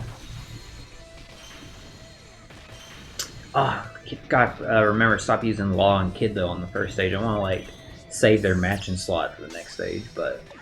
Hey, either way, we got a slot there, so... Good, Law, Kid... Yeah, obviously, chat, I did, as y'all can tell, held off on, like, doing any pulls for Robin and Crocodile, even though I really did want them. Y'all heard me during the treasure map stream talk about, like, I definitely think they are a very good character. One of the way better, like, Kazuna Clash characters, possibly a top 5 Kazuna character. I'm thinking of, like, like I said, Kazuna characters just, they're not as good as TM characters. So I'm thinking of, like, what other, like, great ones there are, and I know, like, obviously, like, Toki. The big ones for me are, like, Toki, Shiryu, Khalifa, and now, like, Robin, Crocodile. Those are kind of, like, the big ones. If I'm, like, overlooking somebody, I mean, I'm sure I am, but... So many, like... So many, like, Kazuna characters are, like... enhancement characters, like they're characters that buff another legend. Jinny buffing Dragon, just different ones like that. I'm trying to, like, think of some other ones off the top of my head. I'd have to, like, go look at the Kazuna list to see. I could tell you, like, specifically, like, yeah, this character buffs like this one and stuff like that. But what were we trying to do? We're launching Yamato. Tobi Roppo buffing Magma Kaido. Vegapunk buffing the other Vegapunks. So, like, there's just, oh, Shaka, Edison, and Pythagoras buffing the other Vegapunks. Like, there's just like so many, like, Kazuna legends they do, like, just enhance other ones. They're just, like, complementary, like, units like that. But those 4, like, they really stand out as, like, no, these units are great. They can stand on their own without needing to be attached to another legend to be good. Like, they can plug in and fit with, like, their types and classes and stuff like that. They're not tied to, like, no, this character needs to be run with this one. Like, a perfect example is Ayn running with, like, Zephyr and, like, unfortunately, the legend Reiju kind of, like, being tied to, like, Ifrit Sanji, like, stuff like that. Like, these again are, like, enhancement units. Tobi Roppo being tied to, like, Magma Kaido. Like, while I do appreciate that, but obviously while I do appreciate that, like, these legends are getting specific like characters to enhance them, that does hurt those characters for being limited like legends. Like, it wouldn't be as bad if all those legends I just named were like in the regular like legend pool and stuff like that, but being limited and stuff like really hurts them. Versus, like I was saying, like the 4 that I named, like Toki, Shiryu, Khalifa, Robin, and Crocodile, they all kind of stand on their own and bring something like great to like the teams of like in terms of like classes and types that they support. Like those are just all 3 or all 4 strong characters. That being said, the reason why I didn't pull is because, you know, coming up eventually there will be a Super Sugo Fest that's going to have Kazuna characters on it, so I don't mind like waiting. Yes, part 1, I didn't have any of the 4 Kazuna characters. I didn't have Diaz, I didn't have Memory's Whitebeard, I didn't have Khalifa, and obviously not Robin and Crocodile. But the reason why I didn't pull there is because, like, really only 2 of them I want, because I know Diaz is aged. So there was really only the 2 that I want, because Memory's Whitebeard is just garbage. But when you look at the recommended character list, I probably would have pulled if the recommended character list didn't have any old rare recruits on it. Like, definitely having Fukaboshi and Jinbei hurt the recommended character list. But it also hurt the recommended character list had Perona and Mihawk. Like I said, my Perona and Mihawk's already level 150, and I'm getting 2 more copies free from PvP. Like, I wish they wouldn't do that, because that's just like, it's kind of garbage. Like, the character is literally like going to be given out in PvP. Don't freaking make them a recommended character, you know what I mean? Like, it's stupid. I know they're trying to do it, I guess, for people that, like, this is their first time getting them, like, their 2 copies from PvP. And they want the full buffs of the character. They want to get the character to level 150 and stuff like that, or level limit break 5. But, like, it's just, in the grand scheme of things, it's just stupid. Like, it's bad. Like, don't do that crap, Bandai. Like, it really sucks. It would have been nice if the recommended character list, like, it didn't have to be like on a treasure map where it says, like, you get a new character. If they want to do a recommended character, that's fine. But the recommended character list for that guaranteed if you did 3 pulls, and I would have done 3 pulls if it was, hey, here's the 2 new rare recruits, the support one, the regular one, the new legend, and the 3 other Kazuna legends. If it was specifically like limited to just the Kazuna legends and those new characters, that's a pool of what, 6 characters. Obviously the new characters are like super low in like how they're rated and stuff like that. Or you'd be more likely to get one of the 2 rare recruits, I mean, and the legends would be less. But like, that'd be better than having the damn old rare recruits in there and like Perona and Mihawk. Like, it's just, that made me be like, you know what, that's all I need to see to save my gems and stuff like that. So I just wish they didn't like structure it that way, you know what I mean, chat? Alright, we'll go ahead and we'll knock out the next stage, and then I'm gonna grab me some more like water. Got like some of my eye real quick, so you know, just bear with me.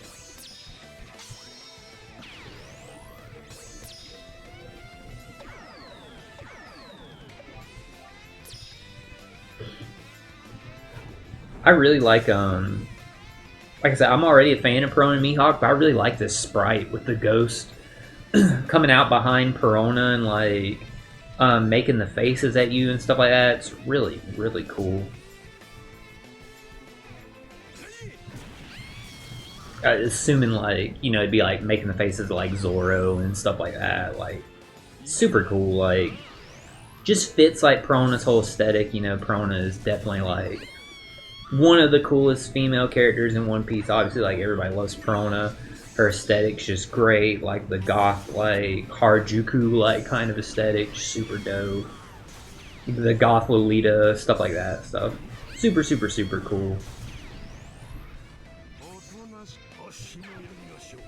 Obviously, Perona's like a super like Harajuku like styled character, much in the vein of like if you played like P5S, Alice Hiragi, similar like aesthetic like that, and I really like Alice. She might be my favorite antagonist in Persona 5 Strikers, but I'm gonna be real with you, chat. I don't remember a single other antagonist in Persona 5 Strikers other than Alice Hiragi. So there's that. Because y'all know, like, I was not, as I talked about before, even though Persona 5 Royal is one of, like, my top 2 favorite games of all time, maybe top 1.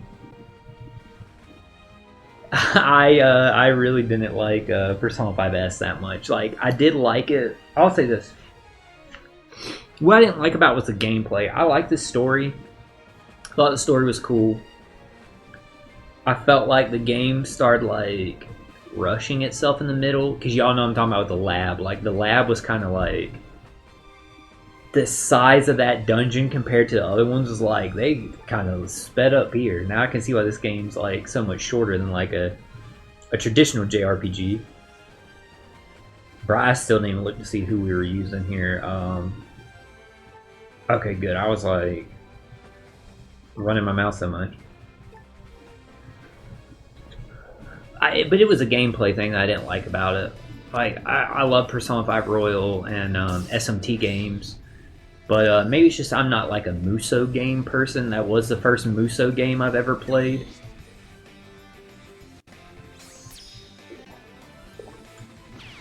If that's not how you pronounce that or say that, I do apologize to the fans of those games.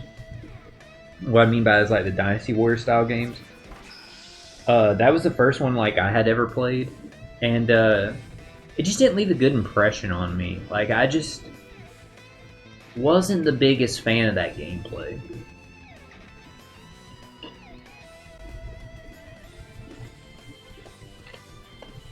Does that mean I would write off those games?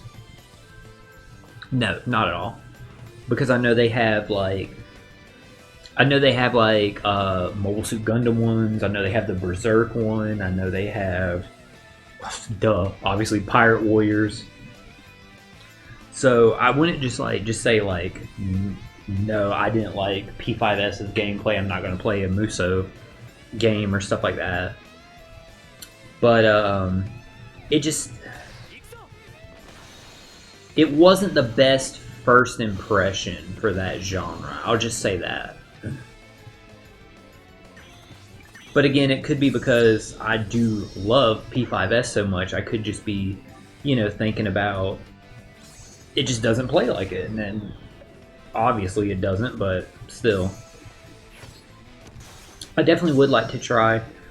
I would say I would try them. Y'all know I don't really buy brand new games anyway. I do, just save my money for like, scout sales and stuff like that.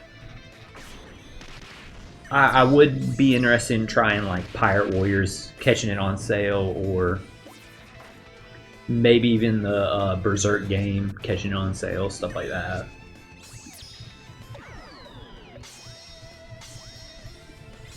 And for my 3DS collection, though, I'd be interested in trying these, because I want them in my 3DS collection to be the Fire Emblem and Legend of Zelda Musos. I totally forgot those exist, but yeah, the what was it called? Like, is it literally just called Fire Emblem Warriors? Or, I know it's Hyrule Warriors, but I cannot remember if it's called Fire Emblem Warriors or something else. That doesn't sound right to me. If it is, okay, but something about that name does not sound right to me. It doesn't sound like it'd be Fire Emblem Warriors.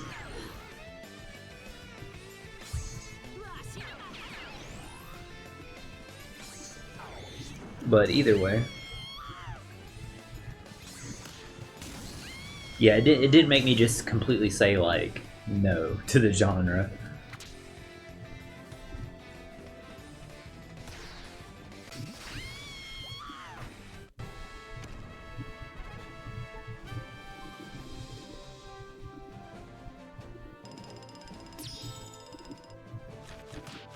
Alright, so cool thing about how far we've gotten thanks to the Alliance working also. Just us like all cooking, and we'll be even further once like I start doing my super boss runs, because I already got a lot of tokens right now. So once I start doing my super boss runs, our Alliance will be super far like in and stuff. We definitely have enough tickets now that we got like all the skulls and stuff like that that we need and stuff. So that's cool, like clearing the boxes and stuff like that. But what's great about that is it's Wednesday, so that means Friday, like I said, same with the treasure map. That frees it up to Friday. Like I'm really not gonna have to like be like grinding it Friday night. I can just do like as I get runs in, because I'll have all my stuff spent. So as I just get more, I'll just use them. I won't have anything built up like I do like right now. That Friday night I can just you know, have my own Friday night play, like my games like off stream like that, so I say I can like focus on them and work through them at my own pace and just engross myself in the game.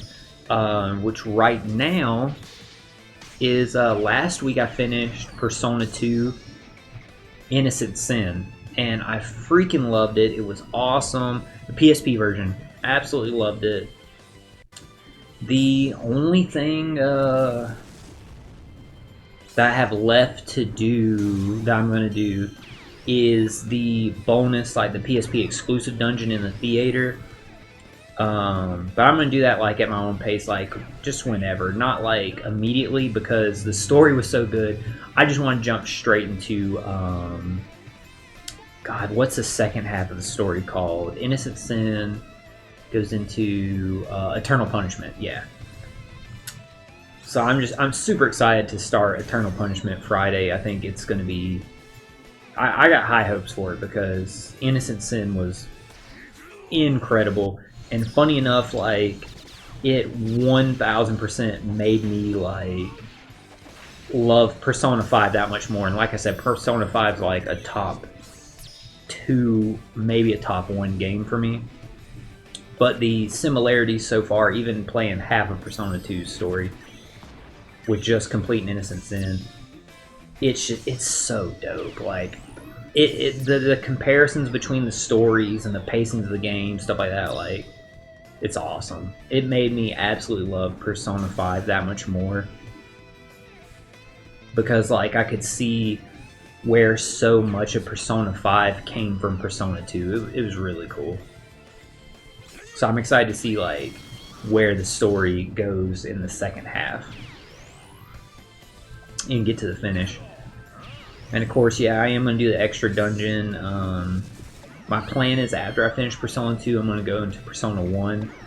All these are the PSP versions, by the way. I already have them like downloaded and stuff like that, good to go.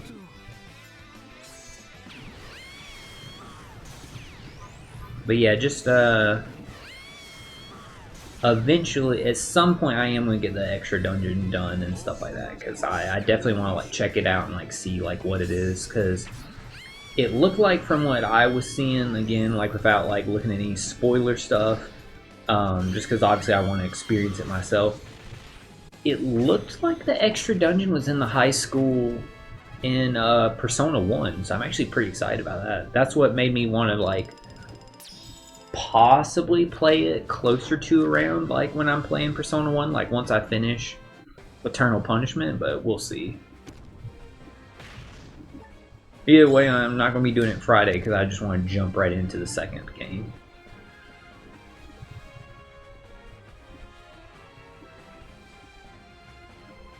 Alright, we just need to grab anybody here for an assist, just to make sure we can get our assist missions completed. There wasn't anybody for my alliance available right then, but we'll go ahead and we'll just help out some people that are on level 1 waiting for their first assist.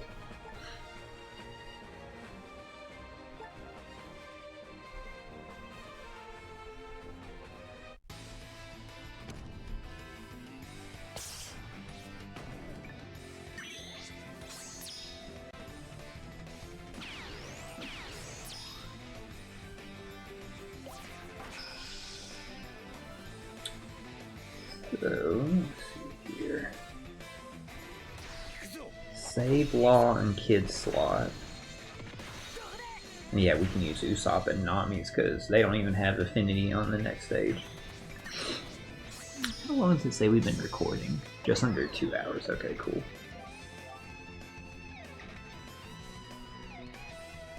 We will probably go until the top of the hour. That's what I'm thinking, chat. Just because of do have some stuff I got to do like this afternoon and stuff like that. So I'm thinking the top of the hour. We'll see. We'll play it by ear.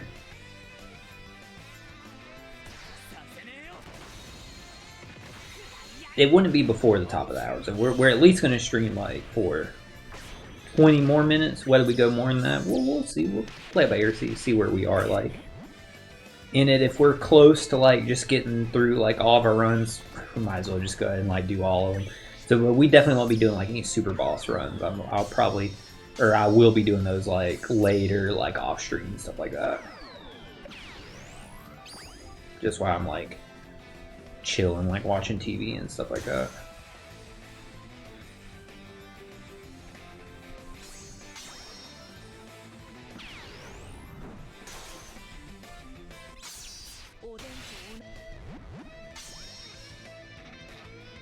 Gosh, what was it that I wanted to say, chat? Damn, something I wanted to talk about that I was like watching. Oh yeah. Y'all know like Saturday, like I said, is my big like anime night and stuff like that. We talked about that like before. So I watch like, I kind of set my own like programming block because it goes way back when I was growing up watching like Toonami. I know Toonami's still ongoing, but right now I have my own programming block going on just because if you go back and look like the past couple years, like Toonami was having it seemed like a hard time getting like licenses for stuff like that because like it just got real stagnant for a while. Now it's definitely back where there's like all kinds of like good stuff on there right now, like my shit Blue Exorcist, like Dan to Dan is on there, and like just different stuff like that. I can't remember if My Hero Academia Vigilante started on there or not. Either way, I know like I'm watching through it like now. On Saturdays, I catch like one episode of it.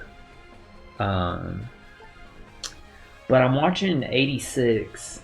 I actually don't know if you say it twice or not because I know like the title, it says like it wrote as a number and then it wrote as a word. But I think like when you look it up, like it looks like it says like just manga series like 86. I don't know if you say it twice or whatever, but either way, like I'm watching 86 right now, and I'm got 2 episodes left, so I'll finish it this Saturday. And y'all have no idea, chat, like how bad it's making me want to play Valkyrian Chronicles. Like I really want to like play it. I've never played it yet, but it is on like my list of like games to play, especially like remastered. And then you know, remastered and 4 are both on PS4. I really want to like play through them, starting with remastered.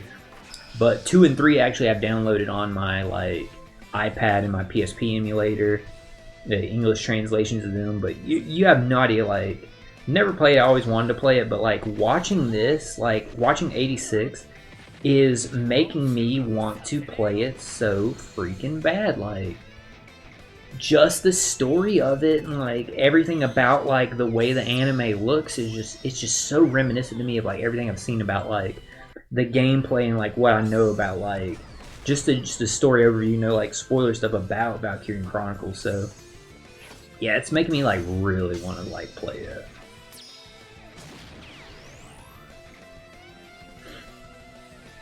Other games like I think we talked about it before, but obviously like when we finish SAO, we're gonna go into the next SAO game until we finish all 6. So we don't need to talk about like what we're gonna play after SAO.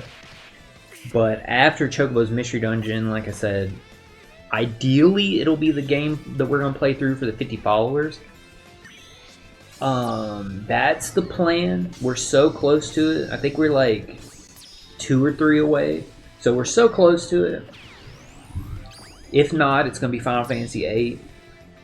But other than like those two games, like after those, if we're not done with SAO by the time we finish them, which I'm pretty sure we're not going to be, since we have what, 3 more SAO games to play through and their DLCs. My like kinda other games like I really want to play like sooner rather than later. Yes, Valkyrian Chronicle, I'm really interested in that, but also Digimon Cyber Sleuth and Cyber Sleuth Hackered Memory. Those ones are really high up on my list of like I want to play those like really soon. And the other one is another big one, and is funny enough, it's a PSP game, but we play on the PS4. Is Jean d'Arc. Like, I really want to play it, like, so that's an exciting one too. So those are some games y'all might see sooner rather than later. Just saying, because I've really been like itching to jump in there and like play those ones specifically. It's funny, like Jean d'Arc and Valkyrian Chronicles. I don't know why I've been on like such a like feel of like, man, I really want to play like a tactical RPG. Fire Emblem too, because I've been thinking about like I only have one of the 3 Fire Emblems for my 3DS mainline Fire Emblems. But I was like, man, I really want to play this. But then I got like my copy of Pokemon X, and I was like, no, I'm gonna play Pokemon X after I finish my last SMT game. Hey, bud, you can come up here if you want. Come on. You can sit on my lap if you want. I'm about to get some water though, so you might not want to sit on my lap. The good thing is, Chad, he's not gonna hurt me today. We cut his nails. But he was acting out when his mom was cutting his nails. He was trying to bite the nail clippers. He don't do that. He's usually so good about it, but he was just being a little jerk that day. He wasn't in a good mood that day. You feel better from that like coughing you were doing earlier, buddy? See your little nose. You get scratched on your nose by your sister? Believe it, she was over there hitting you while you were coughing, and then she was over here trying to bite me, so I believe she probably did scratch you.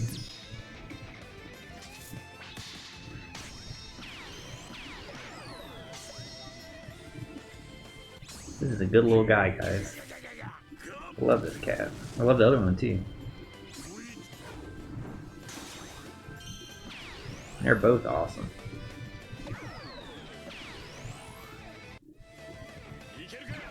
Alright, go ahead. Captain shift here.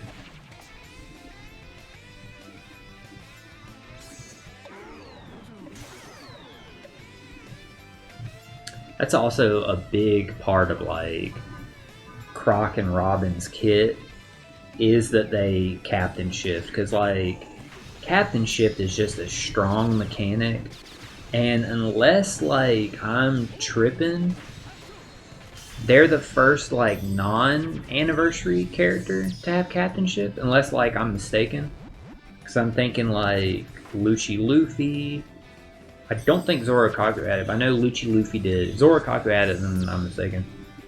But Lucci Luffy, Roger Ailey Gabon, Odin, Kinemon Denjiro, my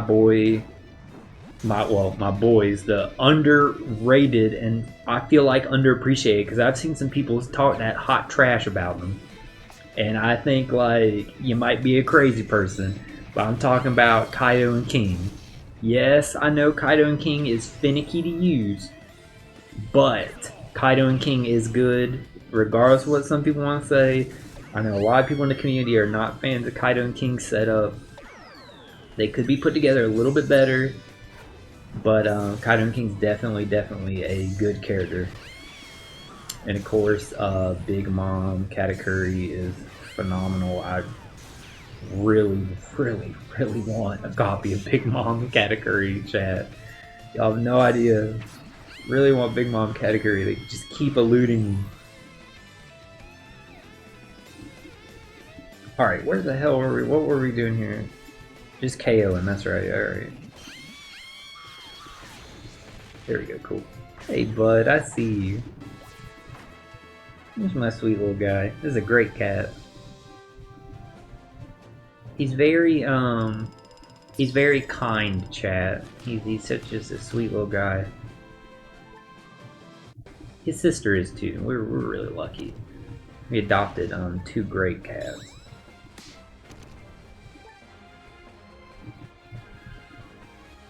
Sister, we swooped up because she was barely there at the she was barely there for adoption. Like, we got her fast, and it's just because she was just such a little sweet, like little quiet thing. Like, anybody would grab her. Little man here, he was there for like at least 2 months, and nobody adopted him because like he is kind. He's so sweet. He's just a little rowdy. He's just a little boy. So he would like bite and stuff like that, but he's good. He wasn't like biting because he was like mean or nothing like that. He was just playing and stuff like that. But he's a really kind and sweet guy.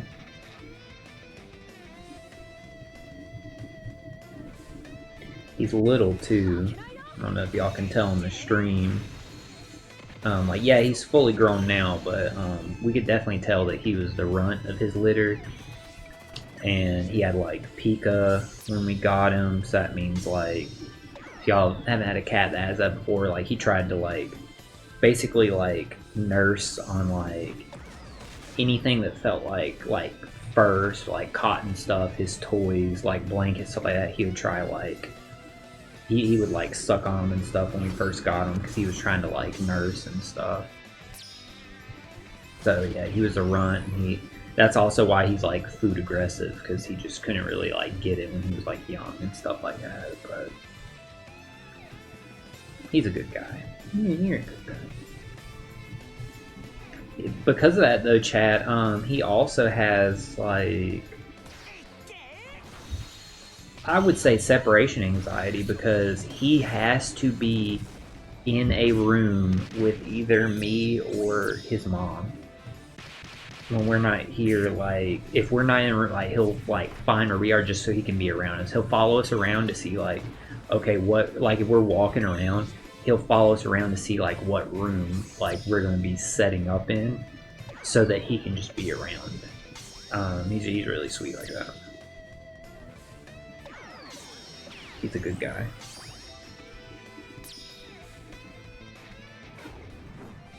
He's definitely, if nothing else, chat, he's definitely the baby of the family.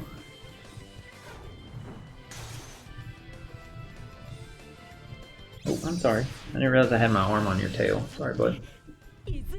Okay, well, you don't have to hit me with your tail. Look, I'll just move my arm up here. Maybe being a little dramatic. After I finish streaming, chat, I'm got a little bit of stuff to do around the house, but I'm gonna go take a walk. Very nice outside. I'm praying it's not as hot outside as it was Monday. Yeah, Monday I went to go take a walk, chat, and I was cooked. It was 93 outside, and if y'all know how humid it is in North Carolina, dude, I was like, I don't know what to say other than I was cooked, dude. It was freaking hot. Oh shit, it got far enough there where that's what I was trying to say, chat. You have to hit the perfect with Usopp. Wasn't paying attention. I gotta remember to like do that.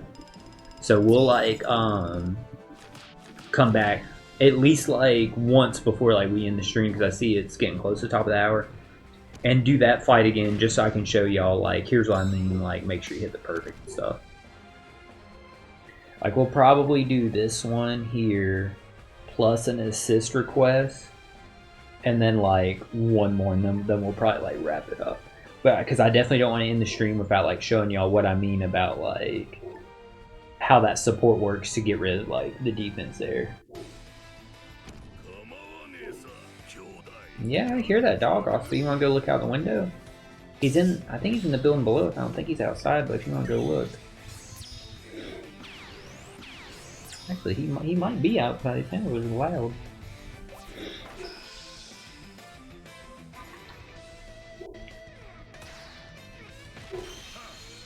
louder than usual. He might be.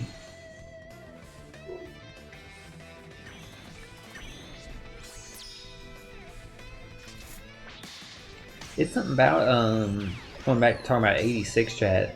It's making me want to play Advance Wars also. If you know me, chat, you know I freaking love Advanced Wars 1 and 2, but specifically 2 is something else, chat. 1 is phenomenal. Let's not mix words. 1 is a hell of a game, and that's putting it mildly. But 2, chat. Advance Wars 2 is like just a... I don't even know what to say, chat. Like, it might be one of the best sequels ever. Ever. Like, I'm not even like trying to exaggerate. It's that like freaking good. It's definitely one of the best sequels ever, like in my mind. I can only think of like one other where I'm like, this sequel took everything that was great about the first one, fixed the small things that need to be fixed in it, and made like what I would consider like perfect. The only other game I can think about like that is Skate 2, and like, dude, I will sing like the praises like Skate 2 and Advance Wars 2 forever. Like, those are like just god tier sequels that took an already great game in Advance Wars and Skate 1 and just said like, we're going to build upon what was great and just do a little bit of tweaks in here to like fix, like, not like the problems with those games, but like fix like what needed to be improved, I would say, because I'd actually be kind of hard pressed to give you like a problem there wasn't like in Skate 1 and Advance Wars 1. But yeah, those are just phenomenal sequels, like so freaking good. I really wish like we could get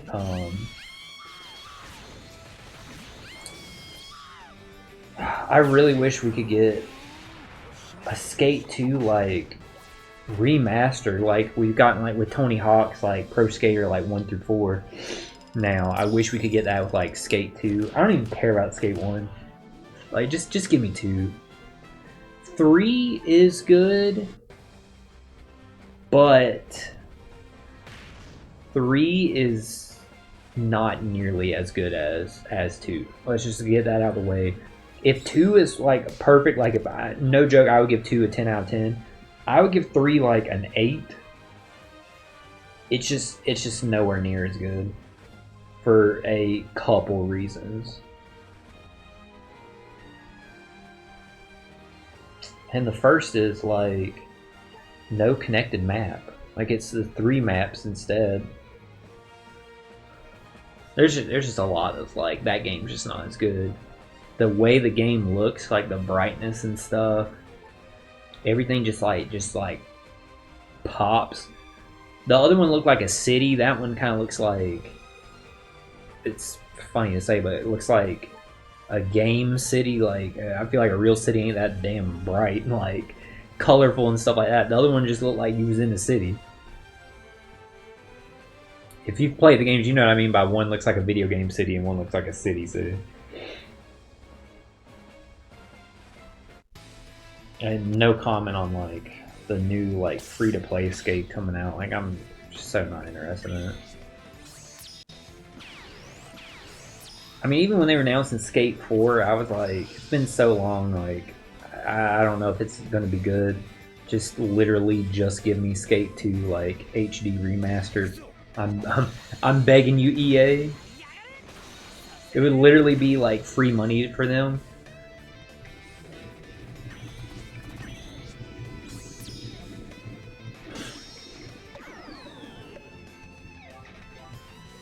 Alright, So Perona, we know how to take her out.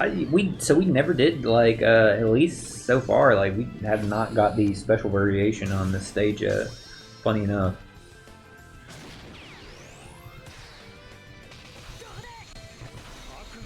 Cause I sure as hell thought I was tripping when I saw Perona show up on the other stage. Alright, buddy, you're starting to hurt my leg and hip really bad. Just right there, there you go. You can lay down there and get in the window, but you are killing my hip. He's a heavy boy.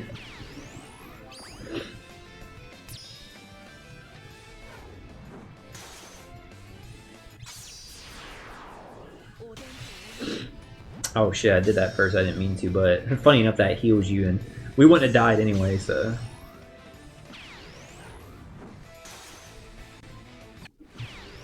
Yeah, you see like now our health is like basically the same part there, or the same amount, but.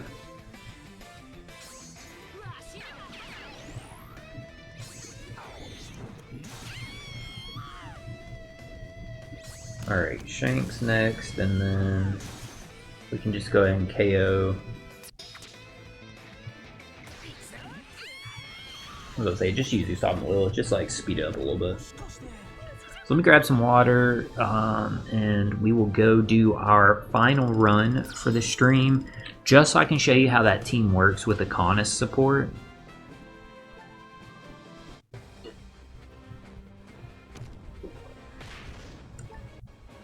So how far did we get? We got to level 23. We actually have enough tokens here for 4 more runs. But we'll just do this one here and then like wrap it up, I think.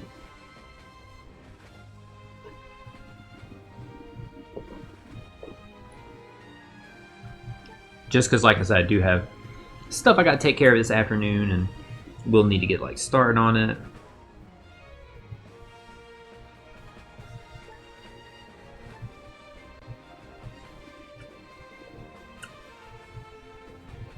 But be sure to come back tomorrow night, chat, for the Chocobo's Mystery Dungeon stream. Returning into this, that's gonna be a lot of fun. A lot of fun. Really excited for that.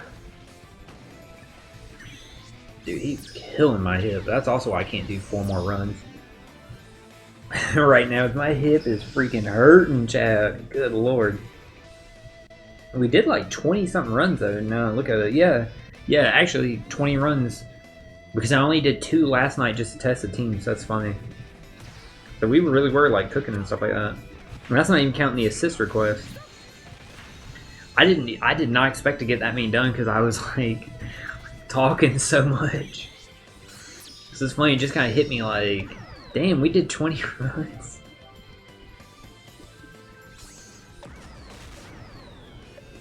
Alright, we'll go ahead and activate Sabo. We can easily go ahead and take this stage out. I wish his, oh shit, never mind, it wouldn't matter. I was about to say, I wish his,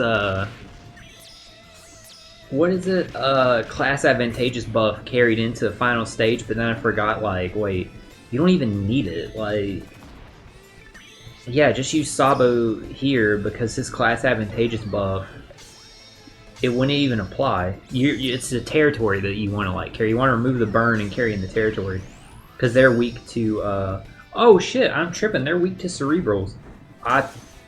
Okay, chat, I thought they were weak to, Striker. So, just forget what I was saying there. Alright, so you saw the support took off like 2 turns of it, so now they're down to 8. Either 2 or 1, I can't remember, I think 2. Go ahead, super swap to Karina, go ahead and activate hers. Oh, I forgot the EX, let me grab that.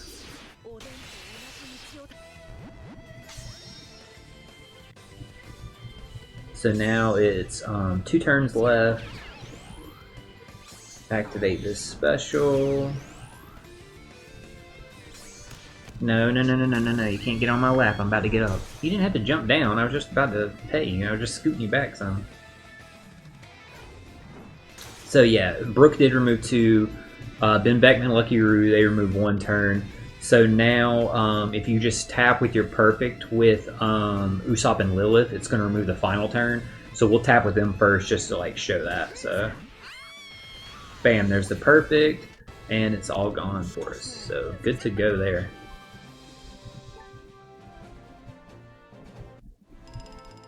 So awesome. So yeah, we got like 3 more runs that we can do there.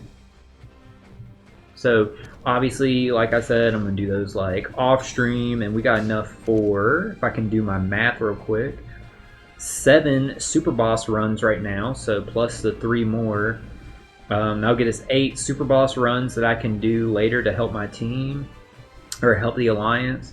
So not bad, not bad. We're already top 2.19%. So awesome stuff, awesome stuff.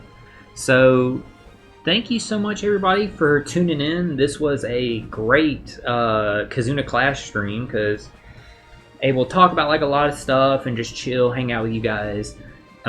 Did not realize we did, like I said, like now 21 runs, however many assists that was and stuff like that. So super, super, super cool. Big shout out to you know, my alliance for all the like kick-ass like super boss like defeats that they've done so far. Keep assisting you guys on any assist requests you shoot forward. I'll definitely get y'all. Let's just check in with the missions. So as a team, we've already cleared 58 and 42 there. So we got both Dofi skulls from the box. That's awesome. We'll just check like our membership thing. So yeah, 23 runs, 13 assists. Because I was wondering like how much I done, stuff like that. So cool, cool, cool, good stuff. So thank you so much, everybody that tuned into the stream. Obviously, greatly appreciate it. I will catch y'all tomorrow night for some more Chocobo's Mystery Dungeon. Like I said, don't know if we'll beat the final boss tomorrow. Get the credit roll. Obviously, we're going to try our best. Just depends on luck through our like dungeon runs and how hard the mini bosses are up there. I know we beat Ifrit and Shiva last time, so I think we're on floor 21. I might be wrong. We might be on 31, but I think we're on 21. So of 50. So either way, we'll see how our luck is tomorrow. Obviously, we're going to try our best to get as far as we can. If we beat the final boss, that'd be super freaking sick. If not, if nothing, we're going to get further in that dungeon, progress. Y'all know how it is. Y'all know the gameplay loop. Level up, get our loot, good to go. So thank y'all so much, guys. I will catch y'all next time, and I'll see y'all tomorrow. And good luck on y'all's Kazuna Clash runs.